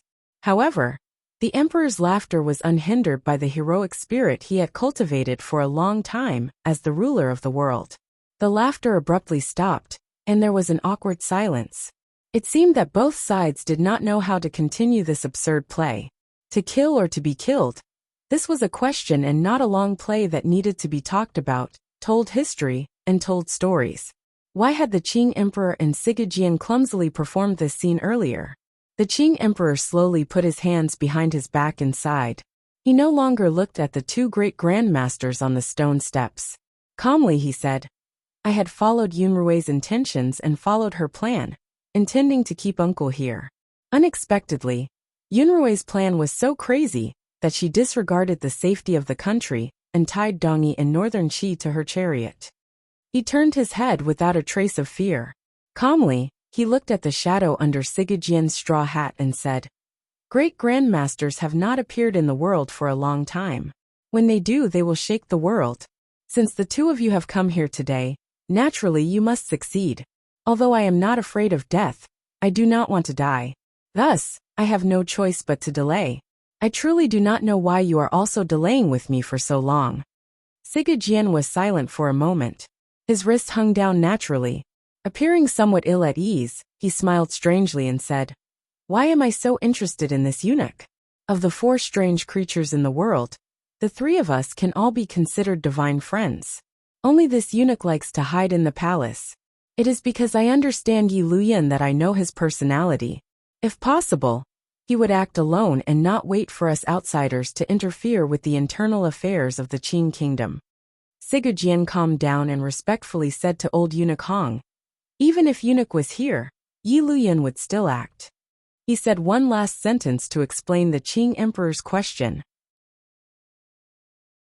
Yi Luyan has his reasons for not acting. Thus, I can only see why he hasn't acted immediately. Yi Luyan smiled gently and turned his body to face Sigurd. "Foolish sword, do you still not feel it at this time?" Sigurd's body was short, so the straw hat on his head appeared particularly large. The shadow completely covered his face. Even though the shadow was heavy, the people on the summit seemed to see the trace of a bitter smile at the corners of this great grandmaster's lips, and a strange expression on his face. Everyone's hearts jumped.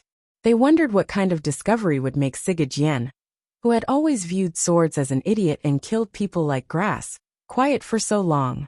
Sigurd turned and directly faced the door of the old temple behind everyone. He raised his sword and bowed.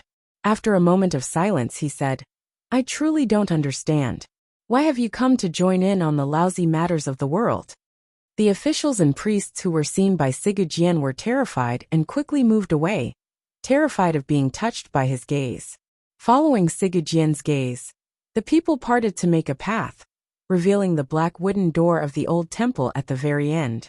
Outside the door was Wu Zhu, who was dressed entirely in black, and seemed to have become one with the temple. Sigurd's gaze pierced through the air like 2 swords and landed on Wu Zhu's clean face, and the black cloth that seemed to never be tainted by dust. However, Wu Zhu was unmoved and did not have any reaction. Sigurd sighed. The Qing emperor laughed again. This time, his laughter was more natural. "If you can come, why can't Lao Wu?" The emperor's smile faded, and he looked coldly at Sigurd. Yi Luyan smiled bitterly and shook his head. He said to Sigurd, "When the mountain was surrounded, Fan Xian was on the mountain. Naturally, he also came." Sigurd paused. This great grandmaster had never cared about the specific process of surrounding the mountain. After pausing for a moment, he suddenly let loose a torrent of abuse. He completely disregarded a great grandmaster's aura and dignity.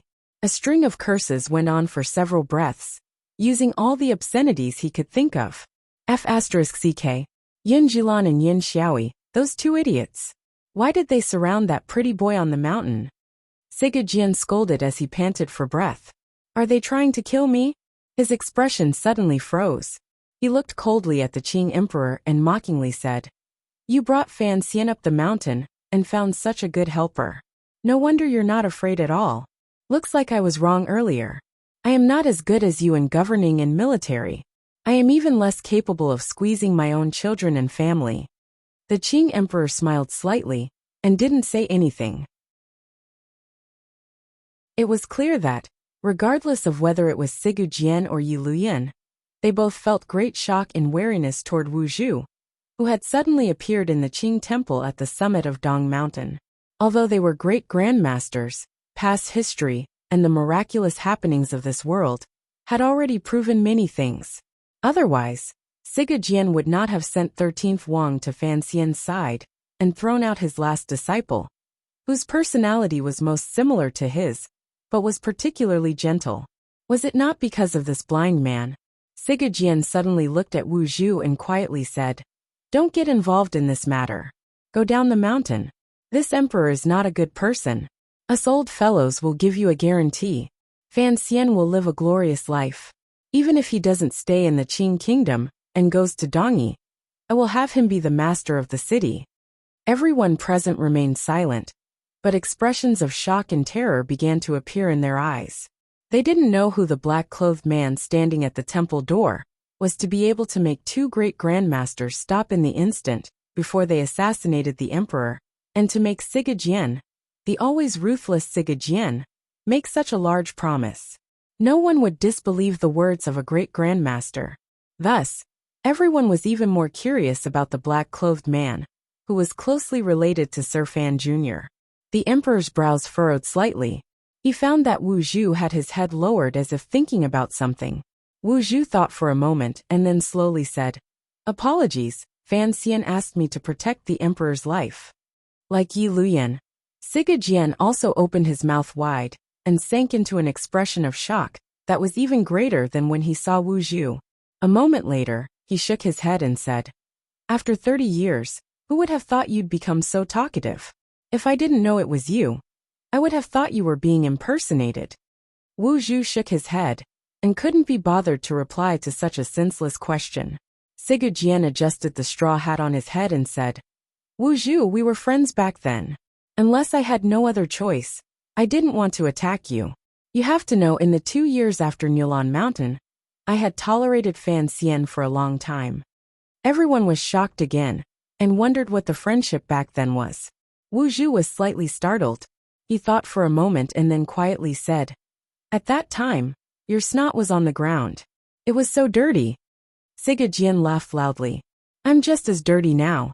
I'm still that idiot with the runny nose when I was a teenager. How about it? Do you want to squat with me again?" The corners of Wu Zhu's mouth twitched as if he wanted to smile.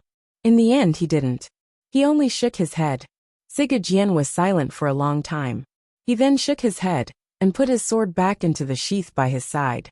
Yi Luyan asked in surprise, "What?" Siga Jian pointed at old eunuch Hong and Wu Zhu. He then looked at Yi Luyan and said without good humor, "2 against 2. Only an idiot would attack." Yi Luyan said with a pained expression, "But aren't you an idiot?" "I am an idiot," Siga Jian said seriously. "But I'm not crazy." Everyone present, including the Qing officials, priests, and a few eunuchs, was seeing these legendary figures for the first time. They were seeing the great grandmasters who were like gods in the hearts of humans. After the initial respect and fear, countless absurd feelings grew in their hearts as they watched the conversation. Were these old men who bickered like children the great grandmasters who had secretly influenced the situation under heaven for 20 years? The emperor watched this scene and waited for the curtain to fall on the drama. His heart was calm. If Siga Jian and Yi Luyan truly retreated, this drama would become a farce. Siga Jian was not truly an idiot. He knew what terrifying consequences it would bring if he allowed the Qing emperor to return to Jingdou alive. Siga Jian yelled at the top of his voice, "In any case, I won't fight 2 against 2. If that bastard still doesn't come out, I will immediately go down the mountain." Hearing these words, the emperor's pupils constricted. His expression grew cold. Clouds rose and fell at the waist of the mountain. Heavenly swords pierced through the stone paths. Fallen leaves drifted with the wind. The wind passed and the light scattered. In a flash, a third person wearing a straw hat floated to the top of the mountain like a fallen leaf. Kuhi had finally come.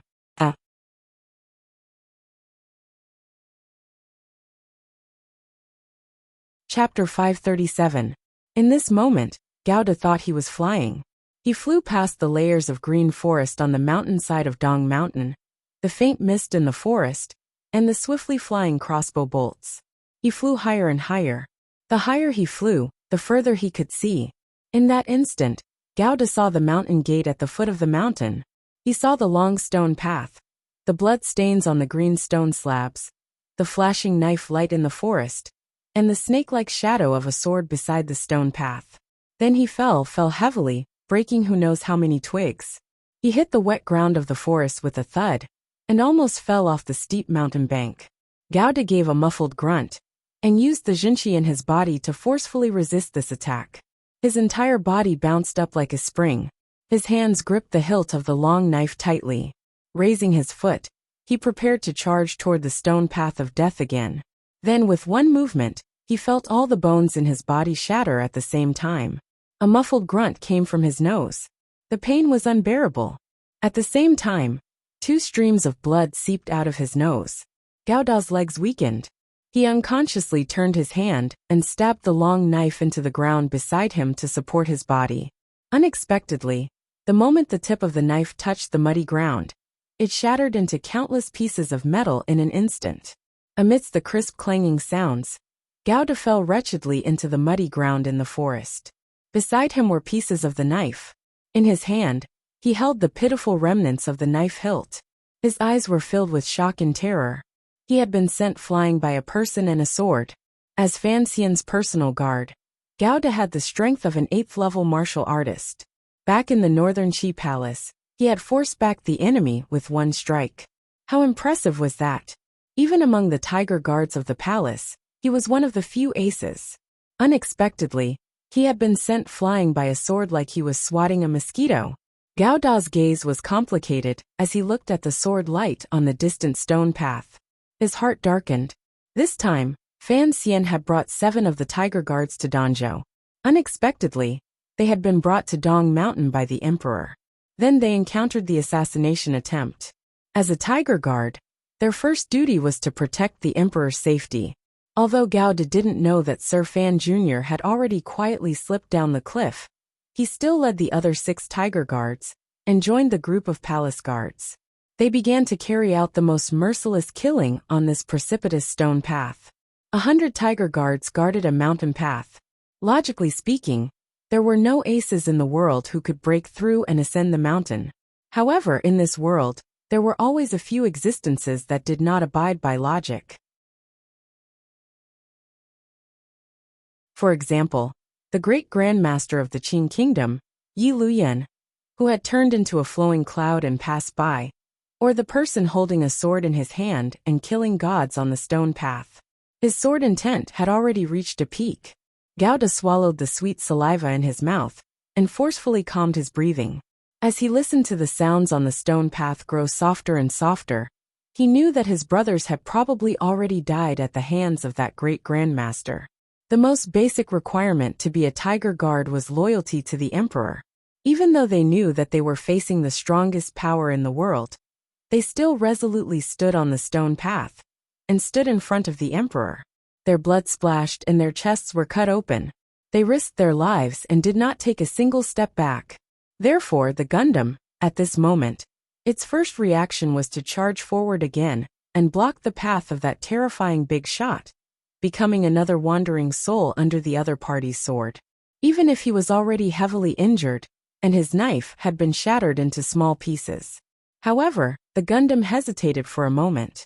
On the long and bloody stone path, countless tiger guards tried to surround the figure with 7 people, and used the methods they used to deal with 9th-level aces in their daily training to deal with that figure. However, all of their efforts were futile. The sword that seemed to have come from the netherworld and carried an indomitable aura was only gently waved and suffused with a heavy murderous aura as it sliced through people's knives, arms, and heads. The reason Gao Da was still alive after flying over was because he had been influenced too much by Fan Xian these 2 years. Involuntarily, his murderous long knife carried some of the dark imprints of Fan Xian's little tricks. He was no longer blindly murderous and did not retreat a single step. Even when facing that figure, Gao Da was still not his match. His meridians were about to be torn apart by the sword intent, but he still survived. Since he had survived, was he still going to send himself to death? No. A strange light flashed through Gao Da's eyes. Sir Fan Jr. had said countless times that no matter what, he had to first keep his life before he had a chance to redeem it. The great Dong Mountain was surrounded. If he charged over again and died on the stone path, it would be useless. He covered his mouth with his hand and allowed the blood to flow out between his fingers. He didn't make a single sound. He gazed at the bottom of the forest. It was clear that the rebel army's defensive circle had relaxed a little because of the arrival of 2 figures in succession. Gao Da gritted his teeth. His eyes were filled with determination. He decided to find an opportunity to break out of the encirclement. From the moment he made this decision, he was no longer just a tiger guard of the royal family. He had not thought that this decision of his would bring so much shock to the world 2 years later. Drip drip. The drop of blood slowly fell. It was a very small sound, but it was ear-piercing. It even made the people present feel that the sound of the dripping blood was even more cleansing than the sound of the bell in the old temple behind them. The drop of blood was dripping from the tip of a sword. This sword slowly rose and passed the last stone step, appearing in front of the eyes of the people on the summit of Dong Mountain. The sword was very normal and didn't look strange. Even the hilt was casually tied with a layer of hemp rope. It looked a bit old and worn. However, it was precisely this ordinary sword that did not reflect much light on the surface of the sword that shone with a trace of power and coldness that made everyone feel fear. Especially when the blood on the sword slowly gathered at the tip of the sword, and then slowly fell down. It was as if everyone who saw this sword felt as if the blood at the tip of their hearts was flowing out of their bodies through this process. Therefore their faces turned pale. Then he saw the hand that held the sword, the person. The person wearing a straw hat and hemp clothing was not very tall. On the contrary, he appeared to be a bit short. He was the complete opposite of Yi Luoyan's confident and untainted image. Because this figure was short, his hemp clothing was in tatters, and his entire body was covered in dust and blood from the tears in his clothing. In his hand, he held a blood-stained, worn-out sword. He appeared incomparably wretched. However, no one laughed because of this wretched feeling. They knew that when this figure killed, he was ruthless. In terms of terror, he was even more terrifying than Yi Luoyan. Old Eunuch Hong looked calmly at the wretched swordsman ascending the steps and smiled slightly. He then slowly withdrew the tyrannical aura he had released. His entire body bent down and returned to the appearance of an old eunuch. The Qing emperor looked at the stone steps with a cold expression. He looked at Yi Luoyan and the newcomer and took a gentle step forward. Calmly he said, "Looks like Yunrui has invested a lot this time. However, uncle, are you going crazy with her? Betraying the country for the sake of the family is truly unexpected." Since that terrifying figure was standing with Yi Luoyan, it meant that the most powerful old creatures had already joined hands and made a decision. They could not allow the most powerful emperor, since the founding of the Qing kingdom, to continue living. Yi Luoyan smiled warmly. He didn't explain or defend himself. Ever since that terrifying figure holding a sword had come up the cliff, everyone had been silent, terrified of disturbing that person. However, the Qing emperor was not afraid at all. He smiled coldly as he stared at the hemp clothing full of holes. Mockingly he said, "Siga Jian, what are you doing on Dong Mountain instead of retiring in the grass hut? Look at your wretched appearance. You killed all of my tiger guards. Did you think you wouldn't have to pay a price? An idiot is an idiot. The Qing kingdom cured your insanity. It's fine if you don't think about repaying the favor.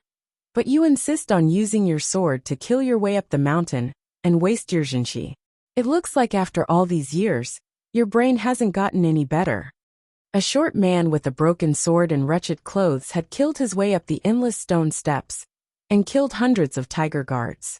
In the entire world, there was only Siga Jian, who only cared about what was in front and not behind, who pressed forward with an indomitable sword intent, and who single-handedly protected Dongyi and the small vassal states for 20 years. No one dared to be disrespectful to Siga Jian. Only the Qing emperor dared to speak to him in such a tone. However, when these mocking words fell into the ears of those who paid attention, they heard a hint of being strong in appearance but weak in heart. No one dared to not reply to the Qing emperor's question. However, Siga Jian couldn't even be bothered to glance at the Qing emperor. He only stared in a daze at old eunuch Hong beside the emperor. Gradually, the great grandmaster's gaze grew hot. It was as if they were going to pierce through the shadow under the straw hat and melt old eunuch Hong's old face. The short Siga Jian opened his mouth. His voice was not like his body. It was as loud as a large bell. His voice could split pine, but it trembled with excitement. "It was you just now, wasn't it? What tyrannical Jinshi?" Siga Jian stared at old eunuch Hong in a daze. "I know Fan Xian also walks this path. So you are his teacher. Speaking of which, the person who displayed power in the royal palace in Jingdo a dozen years ago was you. The rumors under heaven are indeed reasonable." The Qing emperor was ignored by this great grandmaster. Although the emperor did not get angry, His gaze gradually became icy. Looking at Sigurd, he said, "You have tried to assassinate me 3 times. You didn't even see my face before retreating miserably. Is there some unexpected joy this time?" It seemed that Sigurd had only just heard the Qing Emperor's words. His gaze shifted slightly and looked at the Qing Emperor's face. After a moment of silence, he suddenly shook his head. "You are far less handsome than your son. What is there to look at?" The emperor smiled slightly and said, "Naturally, I am talking about Nji. Have you seen him?" Sigurd tilted his head and said, "I have a female disciple called LVCC. Her senior sister disciple was clearly killed by Fan Xian, but after seeing Fan Xian from afar in Hangzhou, she forgot her grudge and became infatuated. Every day, she holds up some Bang Xian's high book and reads it. Speaking of which, Fan Xian, that pretty boy is not bad." The sea breeze blew gently through the summit of the mountain. The Qing Emperor laughed loudly and said, "You Dongyi people are indeed all infatuated." Sigurd thought for a moment and then said seriously, "I am an idiot. My little disciple is even more of an idiot. My disciple is infatuated. This is as it should be." Then, this seemingly idiotic great grandmaster suddenly gazed at the Qing Emperor and said, "I am not as good as you in governing and fighting wars. There are not many people more powerful than you in the world. Thus, I must respect you. I hope you don't mind my rudeness just now." "Sir is too polite." The emperor seemed to be intoxicated and bowed slightly. Then, the emperor and Sigurd laughed loudly at the same time. Even the increasingly strong sea breeze could not stop the sound of the laughter from spreading. Sigurd's laughter was naturally imbued with extremely pure Jinshi, so it broke through the wind without any hindrance. However, the emperor's laughter was unhindered by the heroic spirit he had cultivated for a long time as the ruler of the world. The laughter suddenly stopped. An awkward silence fell. It was as if neither side knew how to continue this absurd play. To kill or to be killed? This was a question and not a long play that needed to be talked about, told history, and told stories. Why had the Qing Emperor and Sigurd clumsily performed this scene earlier? The Qing Emperor slowly put his hands behind his back and sighed. He no longer looked at the 2 great grandmasters on the stone steps. Calmly he said, "I had followed Yunrui's intentions and followed her plan, intending to keep uncle here. Unexpectedly, Yunrui's plan was so crazy that she disregarded the safety of the country and tied Dongyi and northern Qi to her chariot." He turned his head without a trace of fear. Calmly, he looked at the shadow under Sigurd's straw hat and said, "Great grandmasters have not appeared in the world for a long time. When they do, they will shake the world. Since the 2 of you have come here today, naturally, you must succeed.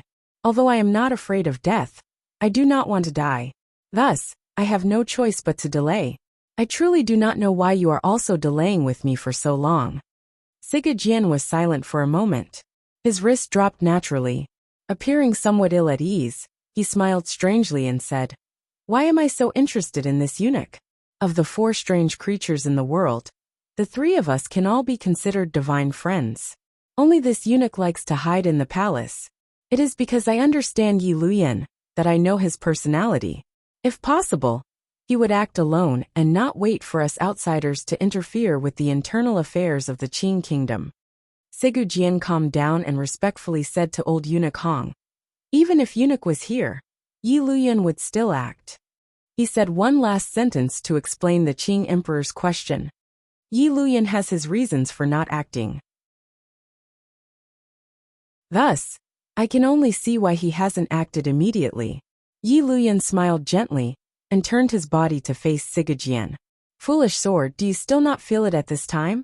Sigurd's body was short, so the straw hat on his head appeared particularly large. The shadow completely covered his face. Even though the shadow was heavy, the people on the summit seemed to see the trace of a bitter smile at the corners of this great grandmaster's lips, and a strange expression on his face. Everyone's hearts jumped. They wondered what kind of discovery would make Sigurd, who had always viewed swords as an idiot and killed people like grass, quiet for so long. Sigurd turned and directly faced the door of the old temple behind everyone. He raised his sword and bowed. After a moment of silence, he said, "I truly don't understand. Why have you come to join in on the lousy matters of the world? The officials and priests who were seen by Sigajian were terrified and quickly moved away, terrified of being touched by his gaze. Following Sigajian's gaze, the people parted to make a path, revealing the black wooden door of the old temple at the very end. Outside the door was Wu Zhu, who was dressed entirely in black, and seemed to have become one with the temple. Sigajian's gaze pierced through the air like two swords, and landed on Wu Zhu's clean face, and the black cloth that seemed to never be tainted by dust. However, Wu Zhu was unmoved, and did not have any reaction. Sigajian sighed. The Qing emperor laughed again. This time his laughter was more natural. If you can come, why can't Lao Wu? The emperor's smile faded and he looked coldly at Sigajian. Yi Luyan smiled bitterly and shook his head. He said to Sigajian, when the mountain was surrounded, Fan Xian was on the mountain. Naturally he also came. Sigajian paused. This great grandmaster had never cared about the specific process of surrounding the mountain. After pausing for a moment, he suddenly let loose a torrent of abuse. He completely disregarded a great grandmaster's aura and dignity. A string of curses went on for several breaths, using all the obscenities he could think of. F***ck. Yin Zhilan and Yin Xiaoyi, those two idiots. Why did they surround that pretty boy on the mountain? Sigajian scolded as he panted for breath. Are they trying to kill me? His expression suddenly froze. He looked coldly at the Qing emperor and mockingly said, You brought Fan Xian up the mountain, and found such a good helper. No wonder you're not afraid at all. Looks like I was wrong earlier. I am not as good as you in governing and military. I am even less capable of squeezing my own children and family. The Qing emperor smiled slightly, and didn't say anything. It was clear that, regardless of whether it was Sigajian or Yi Luyan, they both felt great shock and wariness toward Wu Zhu, who had suddenly appeared in the Qing temple at the summit of Dong Mountain. Although they were great grandmasters, past history, and the miraculous happenings of this world, had already proven many things. Otherwise, Sigajian would not have sent 13th Wang to Fan Xian's side, and thrown out his last disciple, whose personality was most similar to his, but was particularly gentle. Was it not because of this blind man? Sigajian suddenly looked at Wu Zhu and quietly said, Don't get involved in this matter. Go down the mountain. This emperor is not a good person. Us old fellows will give you a guarantee. Fan Xian will live a glorious life. Even if he doesn't stay in the Qing kingdom and goes to Dongyi, I will have him be the master of the city. Everyone present remained silent, but expressions of shock and terror began to appear in their eyes. They didn't know who the black-clothed man standing at the temple door was to be able to make two great grandmasters stop in the instant before they assassinated the emperor, and to make Sigajian, the always ruthless Sigajian, make such a large promise. No one would disbelieve the words of a great grandmaster. Thus, everyone was even more curious about the black-clothed man, who was closely related to Sir Fan Jr. The emperor's brows furrowed slightly. He found that Wu Zhu had his head lowered as if thinking about something. Wu Zhu thought for a moment and then slowly said, Apologies, Fan Xian asked me to protect the emperor's life. Like Yi Luyan, Sigajian also opened his mouth wide, and sank into an expression of shock that was even greater than when he saw Wu Zhu. A moment later, he shook his head and said, After 30 years, who would have thought you'd become so talkative? If I didn't know it was you, I would have thought you were being impersonated. Wu Zhu shook his head, and couldn't be bothered to reply to such a senseless question. Sigajian adjusted the straw hat on his head and said, Wu Zhu, we were friends back then. Unless I had no other choice, I didn't want to attack you. You have to know, in the 2 years after Nulon Mountain, I had tolerated Fan Xian for a long time. Everyone was shocked again, and wondered what the friendship back then was. Wu Zhu was slightly startled. He thought for a moment and then quietly said, At that time, your snot was on the ground. It was so dirty. Sigajian laughed loudly. I'm just as dirty now. I'm still that idiot with the runny nose when I was a teenager. How about it? Do you want to squat with me again? The corners of Wu Zhu's mouth twitched as if he wanted to smile. In the end he didn't. He only shook his head. Sigajian was silent for a long time. He then shook his head, and put his sword back into the sheath by his side. Yi Luyan asked in surprise, "What?" Siga Jian pointed at old eunuch Hong and Wu Zhu. He then looked at Yi Luyan and said without good humor, "2 against 2. Only an idiot would attack." Yi Luyan said with a pained expression, "But are you not an idiot?" "I am an idiot," Siga Jian said seriously. "But I am not crazy." Everyone present, including the Qing officials, priests, and a few eunuchs, was actually seeing these legendary figures for the first time. They were seeing the great grandmasters who were like gods in the hearts of humans. After the initial respect and fear, countless absurd feelings grew in their hearts as they watched the conversation. Were these old men who bickered like children the great grandmasters, who had secretly influenced the situation under heaven for 20 years? The emperor watched this scene and waited for the curtain to fall on the drama. His heart was calm. If Siga Jian and Yi Luyan truly retreated, this drama would become a farce. Siga Jian was not truly an idiot. He knew what terrifying consequences it would bring if he allowed the Qing emperor to return to Jingdou alive. Siga Jian yelled at the top of his voice, "In any case, I won't fight 2 against 2. If that bastard still doesn't come out, I will immediately leave the mountain." Hearing these words, the emperor's pupils constricted slightly. His expression became cold. Clouds rose and fell at the waist of the mountain. Heavenly swords pierced through the stone paths. Fallen leaves drifted with the wind. The wind passed and the light scattered. In a flash, a third person wearing a straw hat floated to the top of the mountain like a fallen leaf. Kuhi had finally come.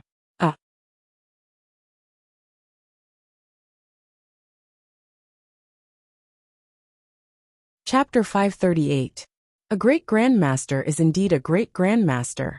Even if he was cursing, he was still able to find a great grandmaster among the emptiness. Wang Qinian hid behind Ren Shaoan, who had a horrified expression on his face. Out of habit, his eyes began to turn. Then, when no one was paying attention, he quietly took a step back. He and Zhong Jue were known as the wings of the Overwatch Council.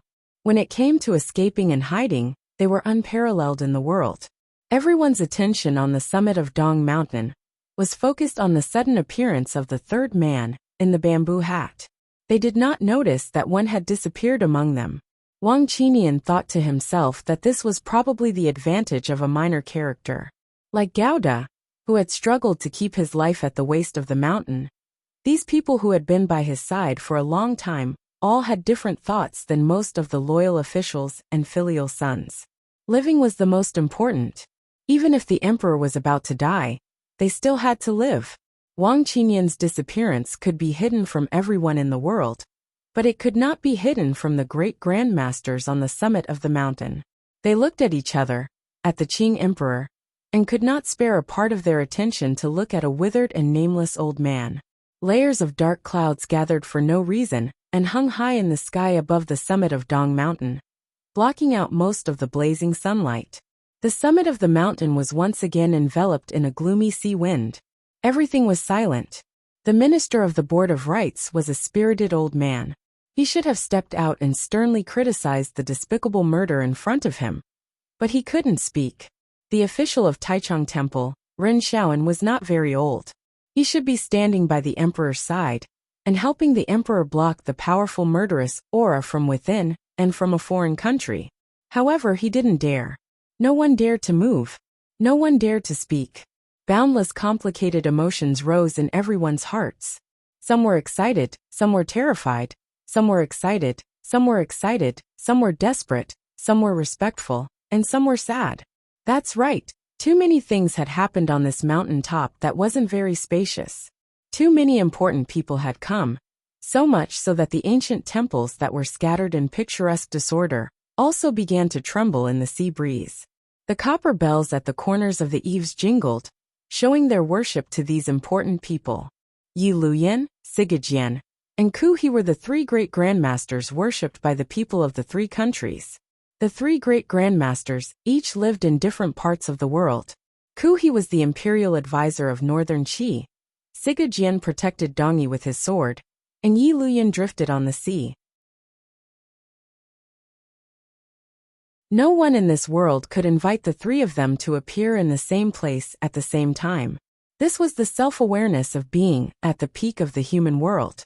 Now they had come to Dong Mountain for one person. The other party was the emperor of the Qing kingdom, whose ambitions had never waned. The emperor of the most powerful nation in the world. The person with the most power in the world. Eunuch Hong, who never left the capital, stood beside the emperor. The four grandmasters were going to Dong Mountain, assassinate the Qing emperor. The pinnacle of martial power and the pinnacle of power in the world were gathered here. Such a miraculous scene had never appeared in the history of this continent, and it might not appear again in the long years to come. Such a scene could only exist in people's fantasies, or in the stories of Northern Cheese storytellers. However, this seemingly impossible scene finally became reality on Dong Mountain at the end of summer. Furthermore, the target, the Qing emperor, the four great grandmasters, would never forget that there was a blind man standing in front of the door of that old little temple. A blind man with a black cloth tied over his eyes. "Greetings, Your Majesty." The great grandmaster who came last was also wearing hemp clothing, but his feet were bare. The hemp pants fell to his ankles, and did not cover his feet that were not stained by dust. The emperor bowed slightly. "I haven't seen the imperial advisor in a year and a half. His spirit is getting better." He slowly took off the straw hat he wore on his head, revealing his bald head. The wrinkles on his forehead gave off a peaceful aura. In a quiet voice he said, "The emperor's spirit is also not bad." The emperor had already shaken off his earlier shock. Since Lao Wu had come, Sigajian had come, and He had also come. He laughed bitterly as if admiring his sister, who he had purposely left alive, for being able to make such a big move. "I really don't know what power Yunrui has to be able to convince you all." In a moment, the bitterness in the Qing emperor's smile disappeared. Boldly he said, "You all are not mortals. I am the son of heaven, but I am also not a mortal. If you want to kill me, do you have the courage to bear the chaos after my death?" These words were not false. Once the Qing emperor was assassinated and died, no matter how the eldest princess turned the situation around in Jingdo, the Qing kingdom would certainly be dealt a heavy blow. The emperor being assassinated was tantamount to ripping open a large wound in the hearts of the Qing people. The always stable Qing court had suffered such a heavy blow. If they wanted to maintain internal balance, they had to find an outlet to vent their anger externally. The Qing emperor's calmness came from his judgment of the situation. If he was assassinated on Dong Mountain and foreign powers joined in, regardless of whether the officials in court were loyal or not, under the powerful pressure of the death of the monarch, they would certainly be forced to mobilize troops. Given the Qing kingdom's powerful military power, and the blood of the people nurtured over many years, once they raised the banner of vengeance for the emperor, how could Northern Qi and Dongyi withstand it? Even if the other party had a great grandmaster, chaos was bound to rise. "Once I die, millions of people will die." The emperor smiled disdainfully and looked at the three great grandmasters. "You three have always liked to call yourselves the protectors of the people. You protect Northern Qi, and Sigajian protects Dongyi. However, because of my death, your people will die, starve, be humiliated, lose their homes, and not be able to breathe for 100 years. Is this trade worth it?" He smiled slightly. If the emperor did not die, would he not send out troops? Would a world war not happen? The emperor slowly said, "During these 20 years, there has not been a major war. You know best why." He sighed and said, "Your Majesty commands troops like a god. The Qing kingdom grows stronger each day. The reason why the emperor takes pity on the people, and has not started a war, is because there are still us old men alive in the world. Otherwise, even if you unified the world, it would be a world that could collapse at any moment because of us. Naturally, the emperor does not want this result." "Correct, I am waiting for you to grow old, waiting for you to die." The emperor's eyelids drooped slightly. "I am younger than you, I can wait." "We can't wait anymore." He sighed again. "Otherwise, after we die, who will maintain the peace of the world?" The Qing emperor's sword-like brows gradually furrowed. The small wrinkle between his brows held a glimmer of coldness and tyranny. "Peace. The peace of the world is something only I can give. With just you three boorish men, who do not understand the times and only know how to fight. Do you think you can give the people of the world peace and prosperity? The Northern Qi imperial advisor, who was the last to ascend the mountain, smiled warmly and said to the Qing emperor in a quiet voice, 1,000 years later, no matter how the history books discuss the Dong Mountain incident today, it is not something we mortals can control. Each person is unable to take responsibility for the distant future. What we want to see is the present in this peaceful world. Kuhi pressed his palms together slightly and said, at least before the three of us die, before we grow old, we have to take some responsibility for the world. So I must die. The Qing emperor smiled slightly and turned his head to look at Yi Luyan. Uncle, you are a person of the Qing kingdom. How carefree you are to ride a boat on the ocean. You want me to die. Is it for the peace of the world? Don't forget, the Qing kingdom has fought north and south and killed countless people. Your Yi family will take 30% of this. Without waiting for Yi Luyan to reply, the Qing emperor turned to Sigurd and smiled coldly. What about you? A sword fanatic who kills people like grass has the world in his heart? Did you kill your entire family for the sake of Dongyi's peace? In the end, the Qing emperor gazed disdainfully at Ku He and said, Tianyi Dao has a great reputation for ascetic cultivation, but you cultivators do not produce, and are all supported by the people. What do you count as? You are nothing more than a group of vermin. Fight against the moon. The Qing emperor shouted coldly. Don't think that just because you've shaved your head, you can wash away the blood on your hands. Uncle, you are only doing this for the continuation of your family.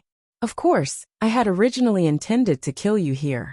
If you want to kill me, I have no complaints. Sigurd, you have protected Dongyi for many years. I want to destroy Dongyi. It is reasonable for you to assassinate me. Ku He, you are the imperial advisor of Northern Qi. I want to swallow up Northern Qi. There is no need to say more about your wild actions. The three of you have a reason to kill me. And you also have the qualifications to kill me, but... He looked at the three great grandmasters with earth-shattering cultivation, and could not suppress his disdain. You all have your own little schemes in your hearts, so why bother to come up with an excuse to deceive the world? Wearing 3 straw hats and 3 hemp clothes. Do you think you are common people? Wrong. You are monsters that should not exist in this world. The Qing emperor stared coldly at the 3 great grandmasters. Are you worthy to plead for the lives of tens of thousands of people? The Qing emperor gently waved his sleeve and laughed. His laughter was full of disdain and mockery. Perhaps it was mockery of the 3 great grandmasters, who stood at the peak of the world. Or perhaps it was mockery of his own fate of being defeated by the will of heaven. Never mind, the will of heaven has always been unfair. 3 ignorant people are going to ruin my great plan. For 20 years, I have often asked the heavens why they were not born 1,000 years ago, or 100 years ago. Why did they have to give birth to you old monsters when I was alive?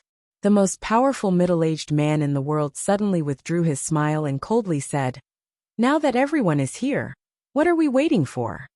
After eunuch Hong withdrew his aura, the Qing emperor stood by his side with his head held high. Surrounded by 3 great grandmasters, he laughed and talked without fear. What kind of confidence and spirit was this? If it had been any other powerful noble in the world placed in his current situation, no matter how clear-minded they were, they would have sunk into an unbearable emotion. Only the Qing emperor continued to speak confidently and with assurance. There was not a glimmer of fear between his brows and in his eyes. There was only a glimmer of calmness after astonishment, as well as a faint glimmer of melancholy and helplessness after the calmness. He separately questioned the 3 great grandmasters coldly. His insufferably arrogant attitude did not weaken in the slightest because of the current dangerous situation.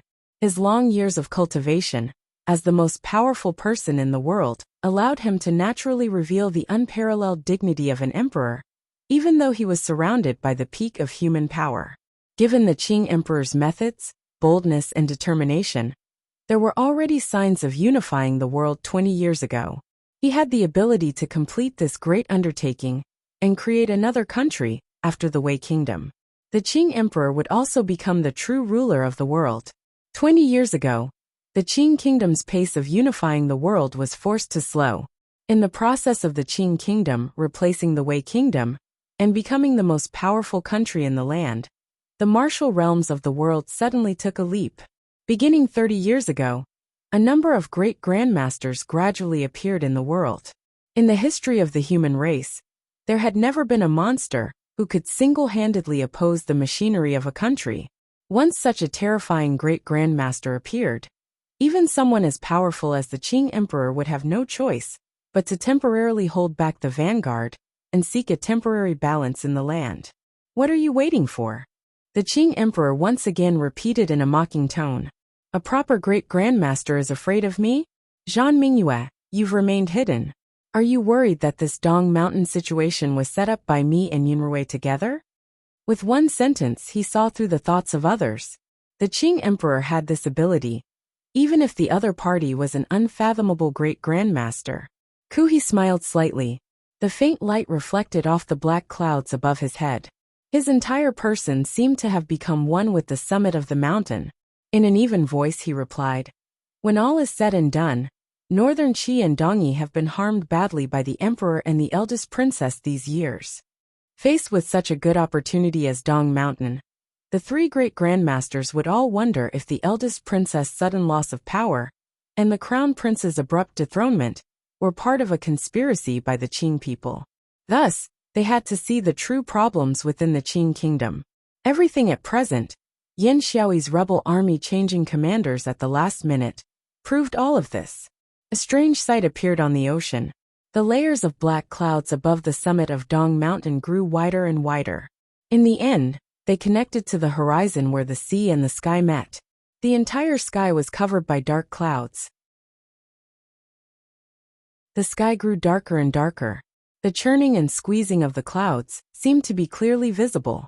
It was as if some unknown energy was accumulating between the shape-shifting and struggling clouds. The wind whistled. Thunder rumbled faintly among the clouds. It was as if the world was moaning in pain. Then a drop of rain fell. Under the thickest layer of black clouds in the sky, the summit of Dong Mountain had already entered a strange realm. When the first drop of rain fell, it coincidentally landed on the golden dragon, embroidered on the bright yellow dragon robe on the Qing emperor's body. The rain fell on the coiled dragon's right eye. The bright yellow robe was soaked in water. It made the dragon's eye appear dim and sorrowful. Force. Unusually powerful four forces appeared at the same time on the summit of Dong Mountain, shrouded in black clouds. They interfered with each other, nestled against each other, clashed, and gradually converged. They wanted to charge into the sky and compete with the heavenly might hidden in the thick clouds above the summit. Solid. The four forces contained tangible power. They merged perfectly together and advanced to a mysterious realm. When the first drop of rain fell, they controlled everything on the summit of Dong Mountain. All life began to lose control of their own hearts in this realm of reality and force.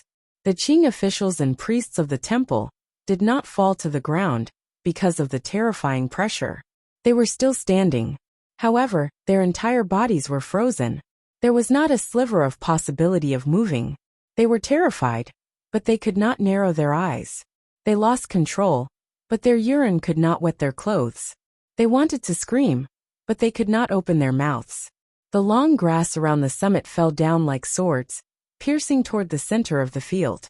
It was like they were worshipping the monarch of the mortal world. The copper bells on the eaves of the temple swayed gently. The metal inside also moved harmoniously with them, and could not make any sound. The yellow soil on the ground slowly retreated toward the cracks in the stones at a speed visible to the naked eye. It shrank into a quivering line, avoiding this boundless power. There was not a sliver of sound. All of it was sealed within the thick barrier formed by the terrifying power. The thunder of the killing clouds, and the soft murmur of the raindrops moistening the earth, all became the subtitles of a pantomime. One could see the form but not hear the sound, surpassing the 9th level and breaking through the 9th level.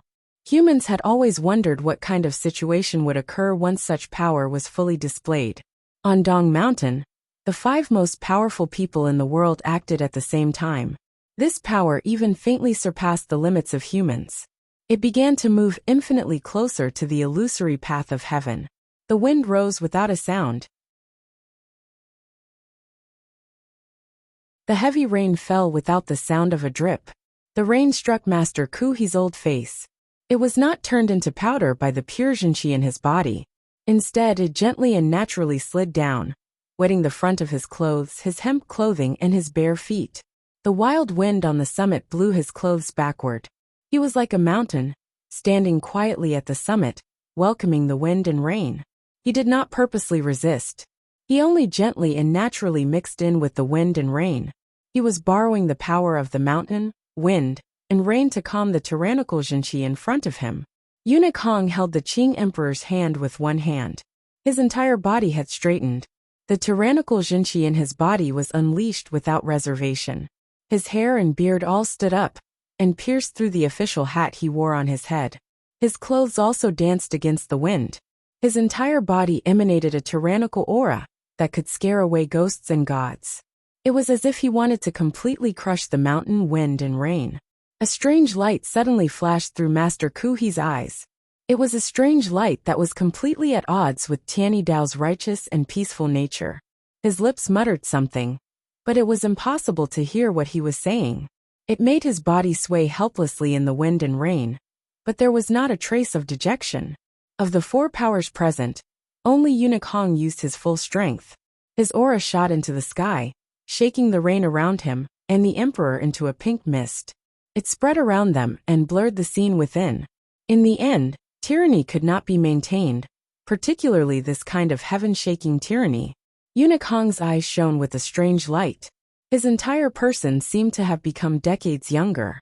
Was he using up his life and Jinchi to delay these three great grandmasters for an instant and give Wu Zhu a chance to save the emperor? Wu Zhu stood in the rain and allowed the rain to wet his black cloth. He did not move at all. Just because he did not move did not mean he would never move. Siga Jian was like a streak of rain that had changed direction. Slicing through a black shadow, he stood between Wu Zhu and the Qing Emperor like a ghost. Siga Jian also did not move. He only gathered his power. He lowered his head with the straw hat covering his face.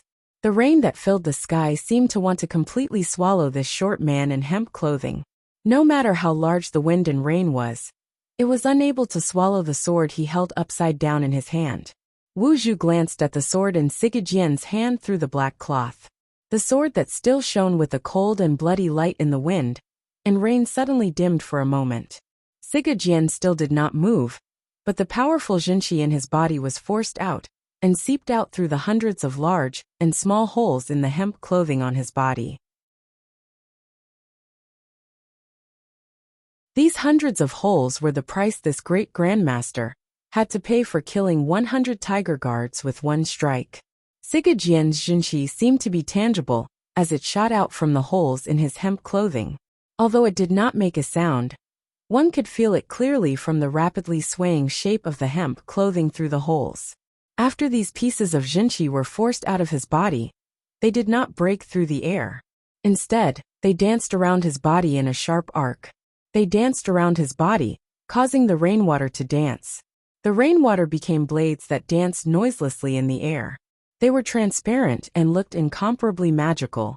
Wu Zhu slowly lowered his head and flipped his hand around the metal drill at his waist. His brows furrowed slightly. In an instant, the blades of rainwater around Siga Jian's body danced even more violently. They severed all life around him and enveloped the entire summit of the mountain in an atmosphere of despair and ruthlessness. Siga Jian had not drawn his sword because he was a foolish and stubborn sword. Yi Luyan also did not draw his sword because his sword had already pierced into the cliff at the foot of the mountain. Among the 5 great grandmaster-level peerless powerhouses present, only he looked a little lonely at the moment. He was a Qing person. He was the protector of the Yi family. He was called uncle by the Qing Emperor. He wanted to kill the Qing Emperor. His hands, which could cut through gold and jade and collapse clouds and capture the wind, were still firmly and gently placed in his sleeves. They still did not extend out. Master Kuhi was the first to move. He moved 1 foot. He only took a step toward old Eunuch Hong's side and took a light step. Eunuch Hong felt like a mountain was pressing down on him. Raising his eyebrows, He bent the middle finger of his left hand slightly and struck out. Like a bolt of lightning, he used pure tyrannical power to break his opponent's harmonious stance. The mountain broke. The rain arrived. Kuhi pressed his palms together. The wind and rain in the sky changed direction in an instant and pounced toward Yunokong's face, which had suddenly become dozens of years younger. When the rainwater touched Yunokong's face, it did not leave any marks. However, there seemed to be a few more wrinkles on Yunokong's smooth face. His entire person seemed to have aged a great deal. However, the rainwater immediately evaporated. Yunokong dug out his index finger again and tapped it down in the air in front of him.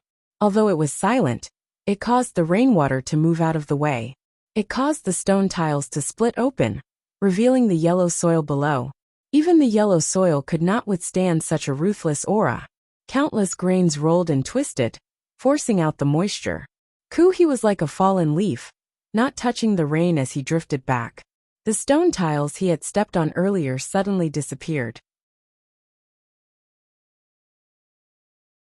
Drying in the torrential rain, it revealed the cracked ground like yellow sand. Kuhi felt pity in his heart. He knew that this companion, who had hidden in the Qing palace for decades, had thoughts of leaving. Otherwise, he would not have chosen such a forceful method. What kind of tyrannical Jinchi was this? With such powerful Jinchi released, even the body of a great grandmaster would not be able to withstand it for a moment. He drifted forward again, still like a fallen leaf. Holding Yunokong's left hand, it was like a fallen leaf finally being wet by the rain. It stuck firmly to the mottled wall of the temple, unable to break free. Yunokong's eyebrows rose up. Kuhi's clothes began to flutter. The air between the two of them began to change endlessly, causing the wind and rain passing through them to suddenly calm. There was still not a single sound. Rainwater flowed down the straw hat and formed a curtain of water, covering Sigajian's face. He lowered his head and gently loosened his hand. He let go of the hilt of the sword. In the wind and rain, two fingers swiftly extended, each pointing toward the horizon. His fingers drew across. The wind and rain around him immediately became chaotic. Sword intent exploded. The long sword slowly drew down from his hand. It froze in midair and no longer fell. In an instant, it regained its luster. A bright light pierced the tip of the sword from the hilt. Murderous intent pointed toward the earth and the sky. It pressed forward with an unstoppable force. A bottomless black hole appeared out of nowhere in the ground. Wu Zhu lowered his head and tightened his grip on the metal drill. His thumb pressed against his index finger. His knuckles were slightly white. Yi Luyan knew he had to act. This last attack had to be completed by him. This was the most important part of the agreement. He slowly opened his eyes. His gaze was already calm. He extended a pair of pure white jade-like hands from his sleeves. Yi Luyan attacked with all his strength. The balance of power on the scene was immediately broken. Yunokong's tyrannical aura was no longer able to withstand the combined attack of the three great grandmasters. A small crack immediately appeared in the mysterious realm. The small crack in the bubble was enough to destroy everything. The sound once again fell to the ground. A muffled sound rang out between Kuhi and Yunokong's body. Earlier, two streaks of Jinchi of completely different natures had collided, but the sound had been delayed until now. The muffled sound was like thunder and wind. The hemp clothing on Kuhi's arms was completely shattered, revealing his old arms covered in blood. However, his gaze was still calm and peaceful. His hands gently brushed against Yunokong's right hand. The fallen leaves were blown by the mountain wind. They drew strange, but seemingly natural marks as they floated up. The imperial advisor's right palm gently caressed Yunokong's chest. Yunokong's face seemed to age even more. Then, Yunokong's chest suddenly swelled up violently. It shook aside imperial advisor Kuhi's palm that carried the power of heaven and earth. Kuhi's face paled. He then gently pressed down a second palm. The emperor sighed and released the hand that had been holding Yunokong the entire time. The sound of his sigh rang out on the summit of the mountain that had been silent for a long time. It appeared desolate and calm. The waves only bloom for a moment, but they are no different than a millennial stone. Luyan is the same. The emperor is the same.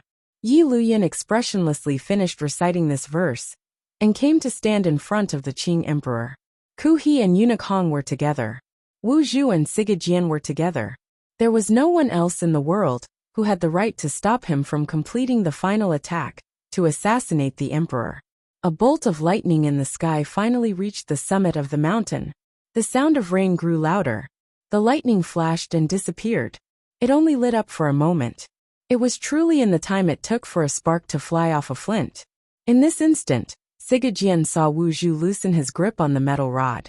Siga Jian's mouth split into a grin. The 2 fingers on his hands bent. The rainwater at his fingertips dripped down. The long sword that had been floating in the air beside him flew out with a whoosh. It circled around his body in a semicircle and pierced straight toward the Qing emperor's back. In front of him was Yi Luyan. Behind him was Siga Jian's indomitable and concentrated Jinqi attack. Even a great grandmaster would not be able to deal with it. The matter had finally reached its end. The Qing emperor had already let go of Eunuch Hong's hand. He did not want this old eunuch to be unable to enjoy himself in the battle between the great grandmasters because of him. His right hand trembled, but his expression was incomparably calm. He had already prepared himself to welcome death. People were always going to die. The rainwater entered the emperor's lips with a slightly bitter taste. The dragon in his robe was drenched in the rain and struggled in the clouds. It appeared particularly unwilling. After the lightning, thunder finally descended on the summit of the mountain. With a crack, it rumbled repeatedly. The Qing emperor stood proudly on the summit of the mountain, waiting for death. You're tuning in to the Li Mei's Sword of Destiny YouTube channel. We're so grateful for your support, and don't forget to subscribe to join us on this incredible journey through captivating stories. Your generosity through donations truly makes a world of difference, as it's the primary source of revenue that allows me to expand and enhance this channel for you. Thank you from the bottom of my heart for being a part of this adventure.